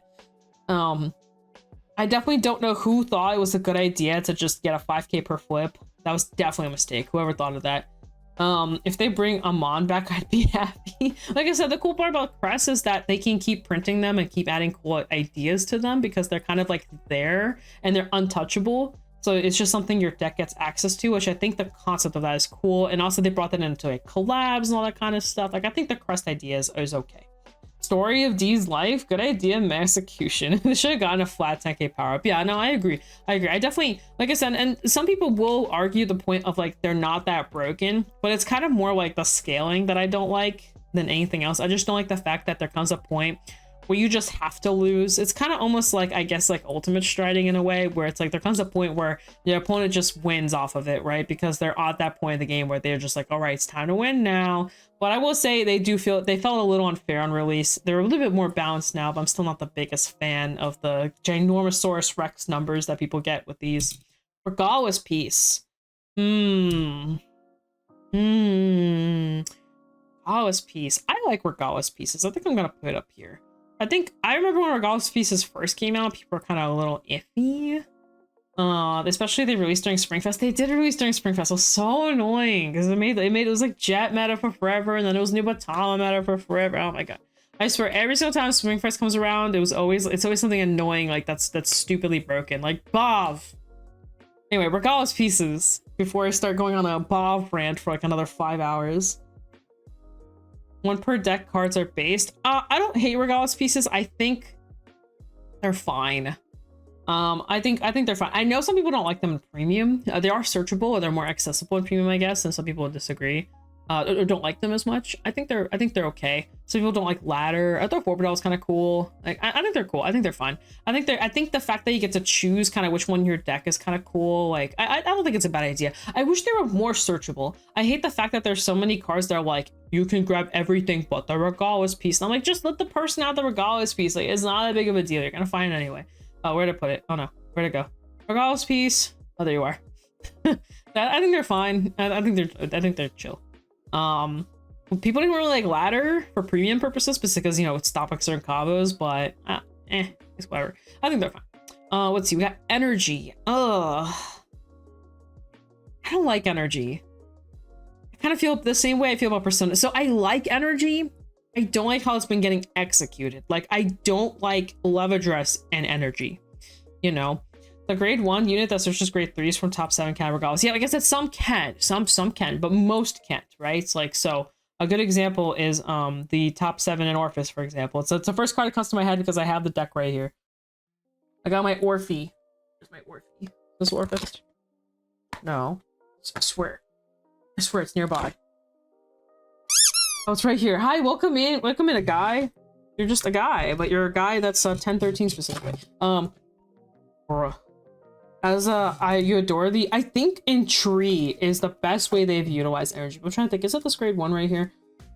Yeah, this guy right here, the Fang, says top 7 for a grade 3 that is or a order. That's not the regardless piece. I'm just sitting here like, let me add my regardless piece, please. A bit biased because Digimon card game. That's fair. That's fair. I think the idea of energy is perfectly fine. What I don't like the fact is like you have decks like Love Address that get to abuse like a really strong card that uses energy over and over again, and you can't stop it. So that's my personal issue, kind of like Persona writing, right? You can't really stop your opponent from Persona writing. They can only stop themselves. So I'm not a big fan of that, but if someone brought up Tree, I think Tree and energy is like super cool. Like I think that also that's like I think it's okay, but in my opinion, it kind of sucks. I like having more resources that rely on your opponent's attacks, and that's also true. I like energy cycles. Maybe I'll put it. No, I'm keeping it down here. I want to put it up here, but I'm kind of like, you know, it's hard out here. It's hard out here. So, oh, whoopsie. You can go back there. You can stay right here. I think they could have been abused better. I also don't like the fact that premium doesn't have these. I know it's gonna be broken, but I would really like them just so we can experiment. Can't soul deny units. That's so blessed. That is true. You can't, except unless you're playing a Mon, right? Because a Mon would kind of like go against your soul a little bit, in V anyway. It kind of go against what your soul is doing, right? Or you know, something like Prison where they can like take your soul away. Like I want more of that. Like I want a deck that can take your energy away. Like I think it'd be cool. Like I think that we don't have enough of that kind of interaction where like you kind of just have access to this another resource and no one's really stopping you, you know. If it survives long enough, everything will become more jank if premium had access. It would be so fun though. I think the thing about premium right now is we're kind of stuck in this weird area where like we just can't, V is gone, so like no new cards are really being printed that are good enough to throw in consistently, right? Also, we're not getting any product for that matter, but anyway, a premium could be a different discussion because I have so many things to talk about premium right now. It's not even funny. Who just have no passion to play premium. Honestly, it's fine, and energy would change that for me. I agree. I definitely think energy will just instantly break premium, but I think that's okay because we can fix it, right? But I definitely think it'd be a good way to bring in because people they would, like, imagine like you would get a printed boss card for like D, and you can play that boss card in premium. You could stride on top of it. You could use its on-place ability, kind of like Mythiarch the current way is being used. Like, it's such a cool idea. But anyway, that's my personal opinion on it. I think it's cool as hell, but we don't have it, so whoop-de-doo, I guess. going continue on with our lives. No energy for us, not allowed. Like, love it just to be a cool concept premium, but we can't have it, like, literally. I prefer if energy is tied to the D starter, as we got a good reason to run D starters. I agree. I could see that. I could exactly see that. There you go. That's another good way to do it. Like, if you had to play a D starter to get your energy, like, that would also be really cool. Like, I definitely think there's more we could do with this. I just definitely don't think it's doing much right now. But energy is still kind of new. We're still kind of, you know, we're kind of doing our thing with it. I do think it was a good addition to the game. That'd be sick, actually. It would be sick. It would be so sick. It'd be so cool. All right. Next mechanic. Let's see. We got three left. Divine skill. Divine skill. That one's tough. I think divine skill is overall pretty fun. I didn't like them at first. I actually hated them at first. I really wasn't a fan of them. I was a late bloomer to divine skill. Divine skill is not great. I like those games, and they don't happen too often, but I like those games where you have to hold on to your divine against another divine deck. We don't have erratas. Just notice we don't have erratas. So my personal opinion is I think holding on to your divine, kind of figure out when to divine, all that kind of stuff, I think it's cool. Oh, we have a little bit more energy. I wish you had more energy crest type cards. Energy crest is okay, but would love something like Dragon Empire crest for each rear bind or retire. You get one energy paid through 5 or something. Yeah, that'd be kind of cool. That's actually a good idea. I never even thought about that. Energy specific crests instead of like one that just energy, you go up 3, maybe something specific to like a nation. That'd be kind of cool. That'd be an interesting way to look at crests. I don't think we're ever gonna get that, at least not in this generation of Vanguard, maybe in the next one, because obviously they've already been printing like top 8s and top 16s or whatever Summerfest crests, you know, and they're like winner cards, and they're printed to be, you know, used for everyone. So maybe in the future. This is the game where they feel so great, otherwise feel horrible in comparison. It's just that some of the other mechanics in this game as where some feels great and others feel horrible. If you could get IDK lyrical mechanic on other nations, that'd be kind of cool. It'd be cool if you could swap around your crests. Like, you could play, they would never do that, but it'd be cool if you play like a lyrical crest in like your Dragon Empire deck. The collabs are also missing from this. They're not on here. There's someone else's. I didn't make this, but anyway. So going back to Divine, the Bite collab has their own crest, which prevents them using energy crest. That is true. They can't use energy, huh? That's interesting. You're right. No, that is true. That is true. I actually didn't even think about that. It's okay. The Bite Fight cards are so broken, they don't need it. they're so broken. Those cards are insane. I think the issue is some of the mechanics, as this game has where some feels great. I was referring to Divine skills. Ah, gotcha. Okay.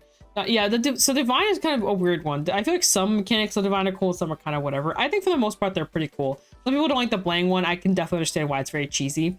You had to have one cheesy one in there, but like the Crispy one's cool, but it's just kind of bad. It's just slow.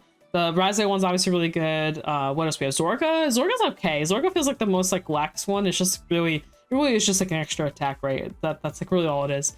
I think this Brazil one, I think the concept is kind of cool. I also like I said, I like the concept of holding on to Divine. I think Alcalibra was also a really cool one. Cat Girl, another interesting one. I don't think they're bad. I just don't think they're that great either. I think they're okay. Maybe I'll put them here. Maybe they're average. I'm gonna put them in the average tier. Maybe they belong more. Maybe they're more average. I do like the play around ability though. When they start being really poorly designed, yeah, I guess so. Alden is a scam. I could see that. I don't know. I don't think Alden. Oh, so you mean a scam like as if it doesn't do much? Yeah, that's fair. You just really bounce the cards. I think the bouncing is cool, but yeah, it's just kind of like you kind of like shotgun it, and then you just kind of go on with your life, right? Like Levidress 2, you just shotgun that thing, you just kind of go on with your life. You're never gonna like hold on to that divine. Like there's no, I think the fact that there are some divines that you never hold on to, like you just autoplay them, is kind of lame. It's kind of just like an additional effect, almost like an ace card than like an actual divine skill. Like the Razzo one, the Blagmire one, maybe Chris Rain, and like what else? Like that's really, yeah, I think those three generally, like you sometimes just have to hold on to them. I think that concept's cool. And then you have like other decks like all in where you just go, all right, I wrote, I'm gonna divine now, goodbye. Chris Rain, I guess, is one. No, not Chris Rain, sorry, Cat Girl is one you can sometimes hold on to, but you usually don't either. So I don't know, it's kind of weird. I like that divine skills are powerful, but don't make non-divine decks obsolete like Strides did. That is true, that is true. They are not completely broken to where other decks can't play, and I think that is a very useful thing. That is actually very valid. Oh yeah, Lyle is one. Lyle's another one. Oh, and Odium. Odium's another one. That's another one I also had. Odium was kind of cool. I think the Odium Divine was actually pretty cool. Lyle was also pretty cool, just wasn't really that good. Maybe the new one? I don't know. Alcreba's Divine is great, but I think it does miss something. Yeah, Alcreba's Divine feels very lackluster. It kind of feels like Levidress's Divine. It feels very lackluster. You kind of just do your thing and then move on with your life. Like you almost forget they have like a divine deck. What else we got? We have ace units. I love the ace units. I'm a big fan. I actually think it's like one of the more funner mechanics that's come to D. I'm a big fan of the ace units. They just came out, guys, by the way, so he's like brand new. Like we literally just got him. Should be nationless and have shield, otherwise trash. I think I can agree with a nationless ace units. I agree with you. I think they should have been nationless. You're very right. I had to order 2 aces. That's fair. They're versatile. It's a crime. The new Lyle uses the same skill as the old one. It has a new method to add a 4th attack. That's true. One for E, one to E, one for lyrical. Oh, okay, I gotcha. I ordered some too. I got some. I actually did the same thing, except I got a Starkea one as well. So I actually really like these. I do agree. I think if these were Cryomentals, it'd be sick as hell. Because it is a once per game mechanic, so it's not like you can, you know, abuse them. And there's like an effect that's very lackluster. It's just basically plus 15. Sorry, plus 10, depending on the circumstances. Yeah, I think a nationless ace would be cool. I think these should have been nationless. The ones we just got. I keep in mind, like I said, aces just came out. We literally just got these suckers. Let me go find them. Because I don't even remember all the effects. I remember most of them, but just not. Obviously, I remember the Dark States one because it's the one I play the most. Let's see. It's a grade 2 specifically. Are these specifically triple R's? I think they are. Yeah, they're specifically triple R's. Trying to like knock them down so we can look at all of them at the same time. Oh, no. Triple. Oh, perfect. Exact. No, it's not. Never mind. What is this garbage? They're not triple R's. I hate it here. No, what are these? Double R's? ORRs? What the fudge? Thank you. All right. See where they all are in their glory. Thank you. Appreciate it. So, like, regardless. Oh, that makes more sense. So, one thing I really like about these, we just gotta talk about the coolness of the color. This color thing that they did, badass. This little change in color, badass. I just want to let them be known, badass stuff. The energy is actually really good on these because you actually have to think about whether to use this. Why are these not nationless? I don't know, but they're just not, and we just have to accept that once and only once. Right there, once and only once. It says it on the card. He looks like a male Bayonetta. Oh my god, he does look like a male Bayonetta. Oh my god, he just got hotter. Stop. You just made him. You made him like 10 times hotter. Do you know how much I love Bayonetta? Oh, Bayonetta's so good. I love Bayonetta. Anyway, back to this. back to this. I think the idea, and luckily enough I play it right. Ooh, it's so cute. Bayonetta ace unit. Ooh. Ooh. We're good. I swear, it's just a normal stream. This is a normal stream at all times of the day. Anyway, I think these are good. I actually like that they don't have shield. Funnily enough, a little fun fact about these, you can still intercept. You can still intercept with them. So if you wanted to, you could intercept. Ace units are cool. They definitely need to be explored more. Yeah. I think it's a good start. I actually was I didn't care about these at all until I put them in my deck, and then I was like, oh my god, these are so cool. Like I actually really like them. Like I said, I'm a big fan of the color schemes. Like I love the little color schemes they put a little pink on them, like the little love on them. And, oh my god, I'm a big fan of these. So I really like how they did these. I'm a fan. They definitely. So we'll see. Now, yeah, this one's the cheapest because it's the least played. This one can't be as easily abused. Yeah, the art on the it's so good. It's so good. Sorry, excuse me. I need to drink some water. Hold on. It is a Gundam. Like the Gundam TCG. Think about how many decks actually can run this effectively, though. Which one is this? Sorry, I'm looking at the response. But so yeah, so the Brain Gate one is the worst by far. It's not that it's bad, it's just that it's the least used. So this one, it does look sick as fuck though. This guy looks badass. Like they definitely made the art on him like really good. You need a Gundam TCG and a Vanguard collab? That'd be sick as hell. That'd be actually really cool. Maybe. I don't know if Bandai and Bushi could ever be like friends like that though. They're kind of like enemies, but they're not frenemies, you know? They're I don't know. I feel like Bandai, I feel like Bushi needs Bandai more than Bandai needs Bushi. You know what I mean? So like it would definitely have to be like a Bandai decision. Because I think they're kind of like fighting each other right now. Like in a way, like especially for venue space. So like you guys notice like how some of the events are run at like around the same time, you know? You know? Yeah, Bandai is definitely a company of all time, that's for sure. They definitely do some cool stuff. But anyway, Exodus, ACUs could introduce a Glory Maker format. They could like a kind of like a one of type of thing. Yeah, that for sure. Like a Highlander format. I think that'd be interesting. A Vanguard Highlander format is actually really cool. Like if you ever play like the Cube, like if you have a Cube with Vanguard, it's actually really sick. Cube Vanguard is fun. Like one of everything. It's actually super cool. It's super creative. Anyway, going back to Ace units. Next to each other at an anime expo? No way, I had no idea. That's that's pretty funny actually. I did not know that. That's sick. It cracks me up. All right, let me check on YouTube real quick. Oh my god! Sorry, someone gave me $5 on the YouTube site. Justin Elia, thank you so much. Justin, oh thank you so much. Oh my god, I don't know when they posted. I didn't even know you guys could. I don't know you guys could donate on the YouTube side. Oh my god, thank you. Best mechanics are in format they are trying to kill. Sorry, I had to. Sorry guys, I got a donation on YouTube. That's so kind. That's genuinely like, oh my god, thank you. I genuinely didn't even know. I didn't even know it was possible.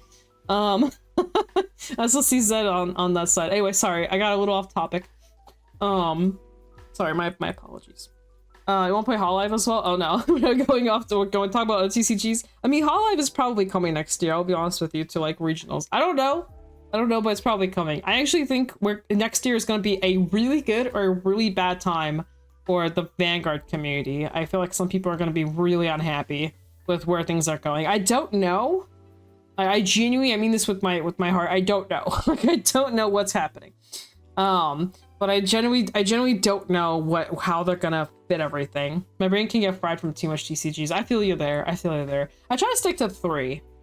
Usually it's like 2 that I constantly play, and then I have 1 that I have like a random casual deck. Like right now it's definitely like Shadowverse and Vanguard that I'm basically playing every week, and then my 3rd is like One Piece, but I don't even play that much of it. I really like One Piece. It's just really expensive. If anything, premium will get side evented like V in honor in favor of Hololive. So keep in mind, it's not just Hololive, it's Godzilla too. We have Godzilla coming as well. I don't think people understand what next year is going to be like, because we have to account for Vice, Vanguard, Shadowverse, Godzilla, Hololive, and premium Vanguard as well. So some people don't understand that that's a lot of stuff. Now it all depends on yeah, Godzilla is here exactly. Well, Godzilla's already here, but I mean like right now. I actually don't know. I haven't been catching up. You playing Vice too? Me? No, I'm good. I don't play Vice. I'm just saying like regional level events for like Bushi events right now. If we add Godzilla and Hololive to the mix with how things are being run right now, we're in trouble for premium in my personal opinion. We'll have to see where they go. But it just depends on how they decide to distribute it. Are they going to make Godzilla and Hololive be its own circuit? Are they going to throw it into BCS? BSFs, you know, are they going to make a 3rd circuit? You know, are they going to do the Bandai thing where they kind of try to shove all the card games into one? Maybe they'll open it to 3 days. It depends on what they decide to do, right? Because as of right now, with what the amount of resources they currently have, they can't, I don't think they can physically function all 5 games and have it go okay. I think they definitely are going to be, there's gonna be changes next year. That's what I think is going to happen. There's definitely going to be changes.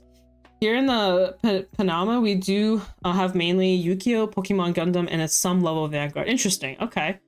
Okay. We my side of things is like Bandai. Bandai is really popular right now where I'm at, but so is Bushiroad Games. So my state, like where I live, like people really like Vanguard and Vice and Shadowverse here. Like I said, it's only specific shops, but it's a lot of shops that carry all of them. But Bandai is definitely more popular.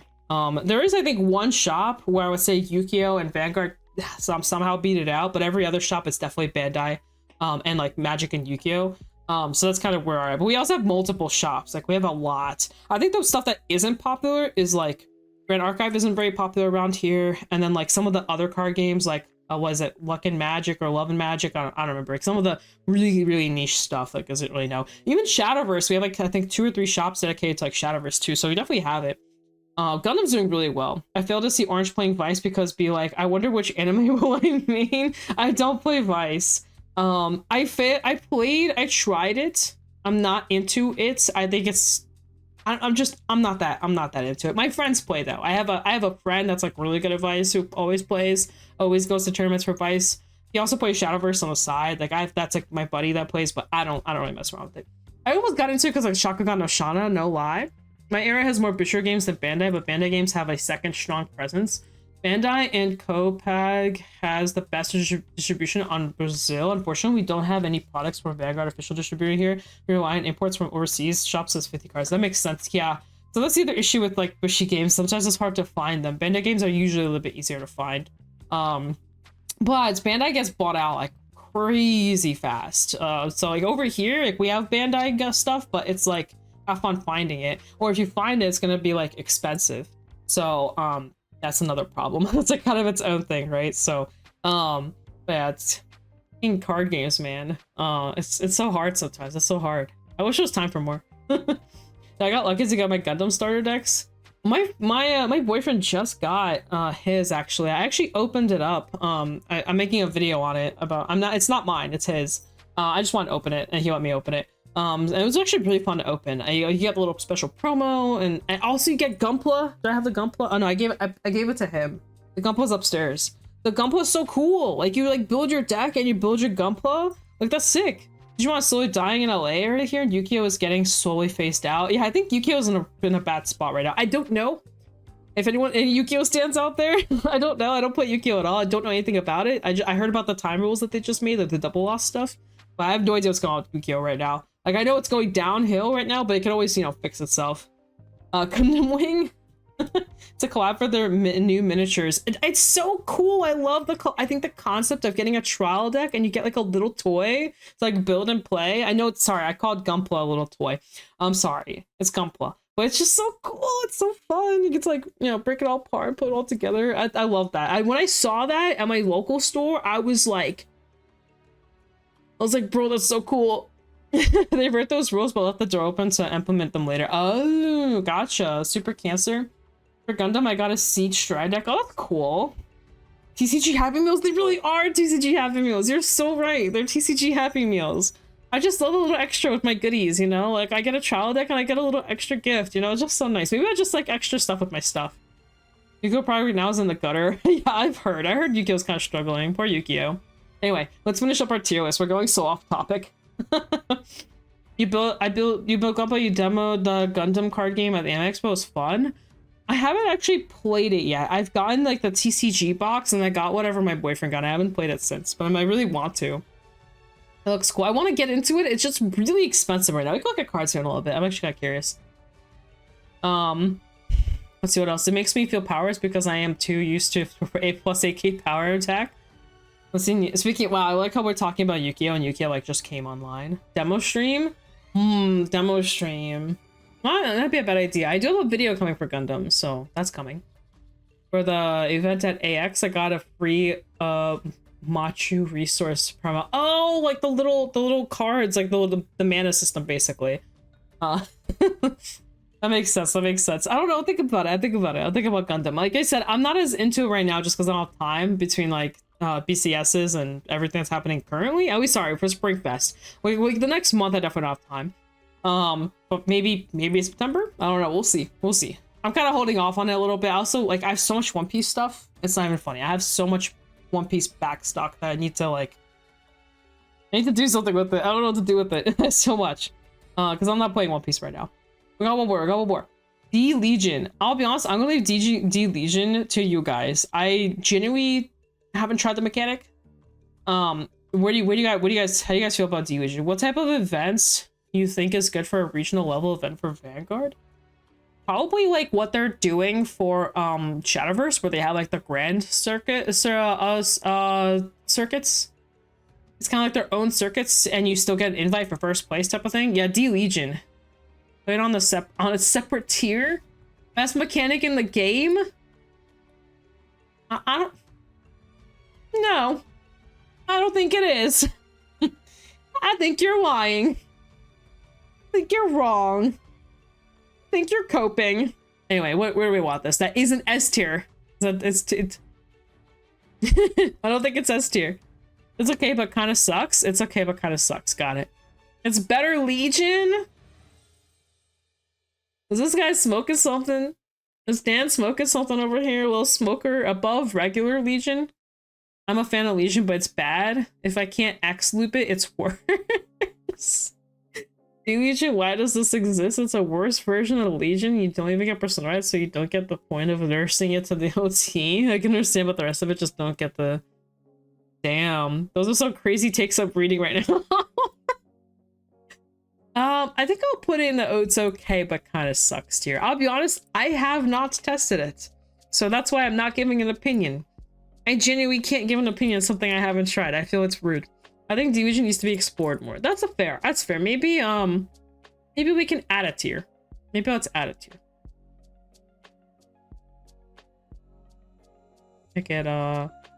Make it white. Whoopsie. Whoopsie. I made too many. This is supposed to be a different color. You're supposed to be yellow. You're supposed to be white.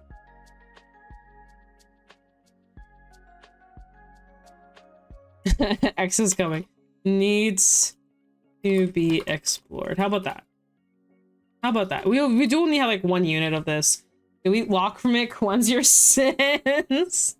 And the new tier, just my cats. I did a lot of cats. Unironically, my old one is like not here. Oh my god.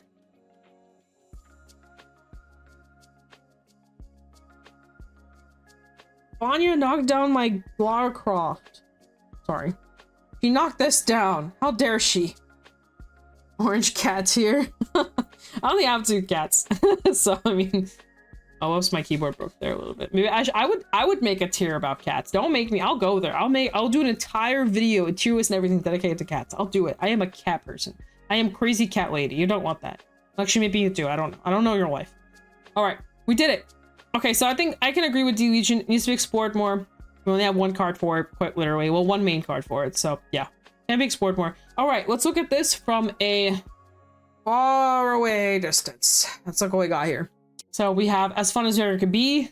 I would say this is pretty. I find it funny that I have a draw PG in here as a fun as a Vanguard can be. It's pretty funny. I feel like this doesn't belong here, but I'm not deleting lock. It's staying in there, and you're gonna deal with it. It's staying right there. I'll freaking make it its own thing. Don't make me expand the whole page out. Ace needs to go down 1. Tried S tier. I like Ace units. I joined in on the mechanic tier list. Honestly, the tier list isn't that bad. I don't know. I lock in like A tier. I know what I have there. All right, we're hitting send. Oh. All right. I can't wait for the first comment. Yeah, I know what I have. Boy.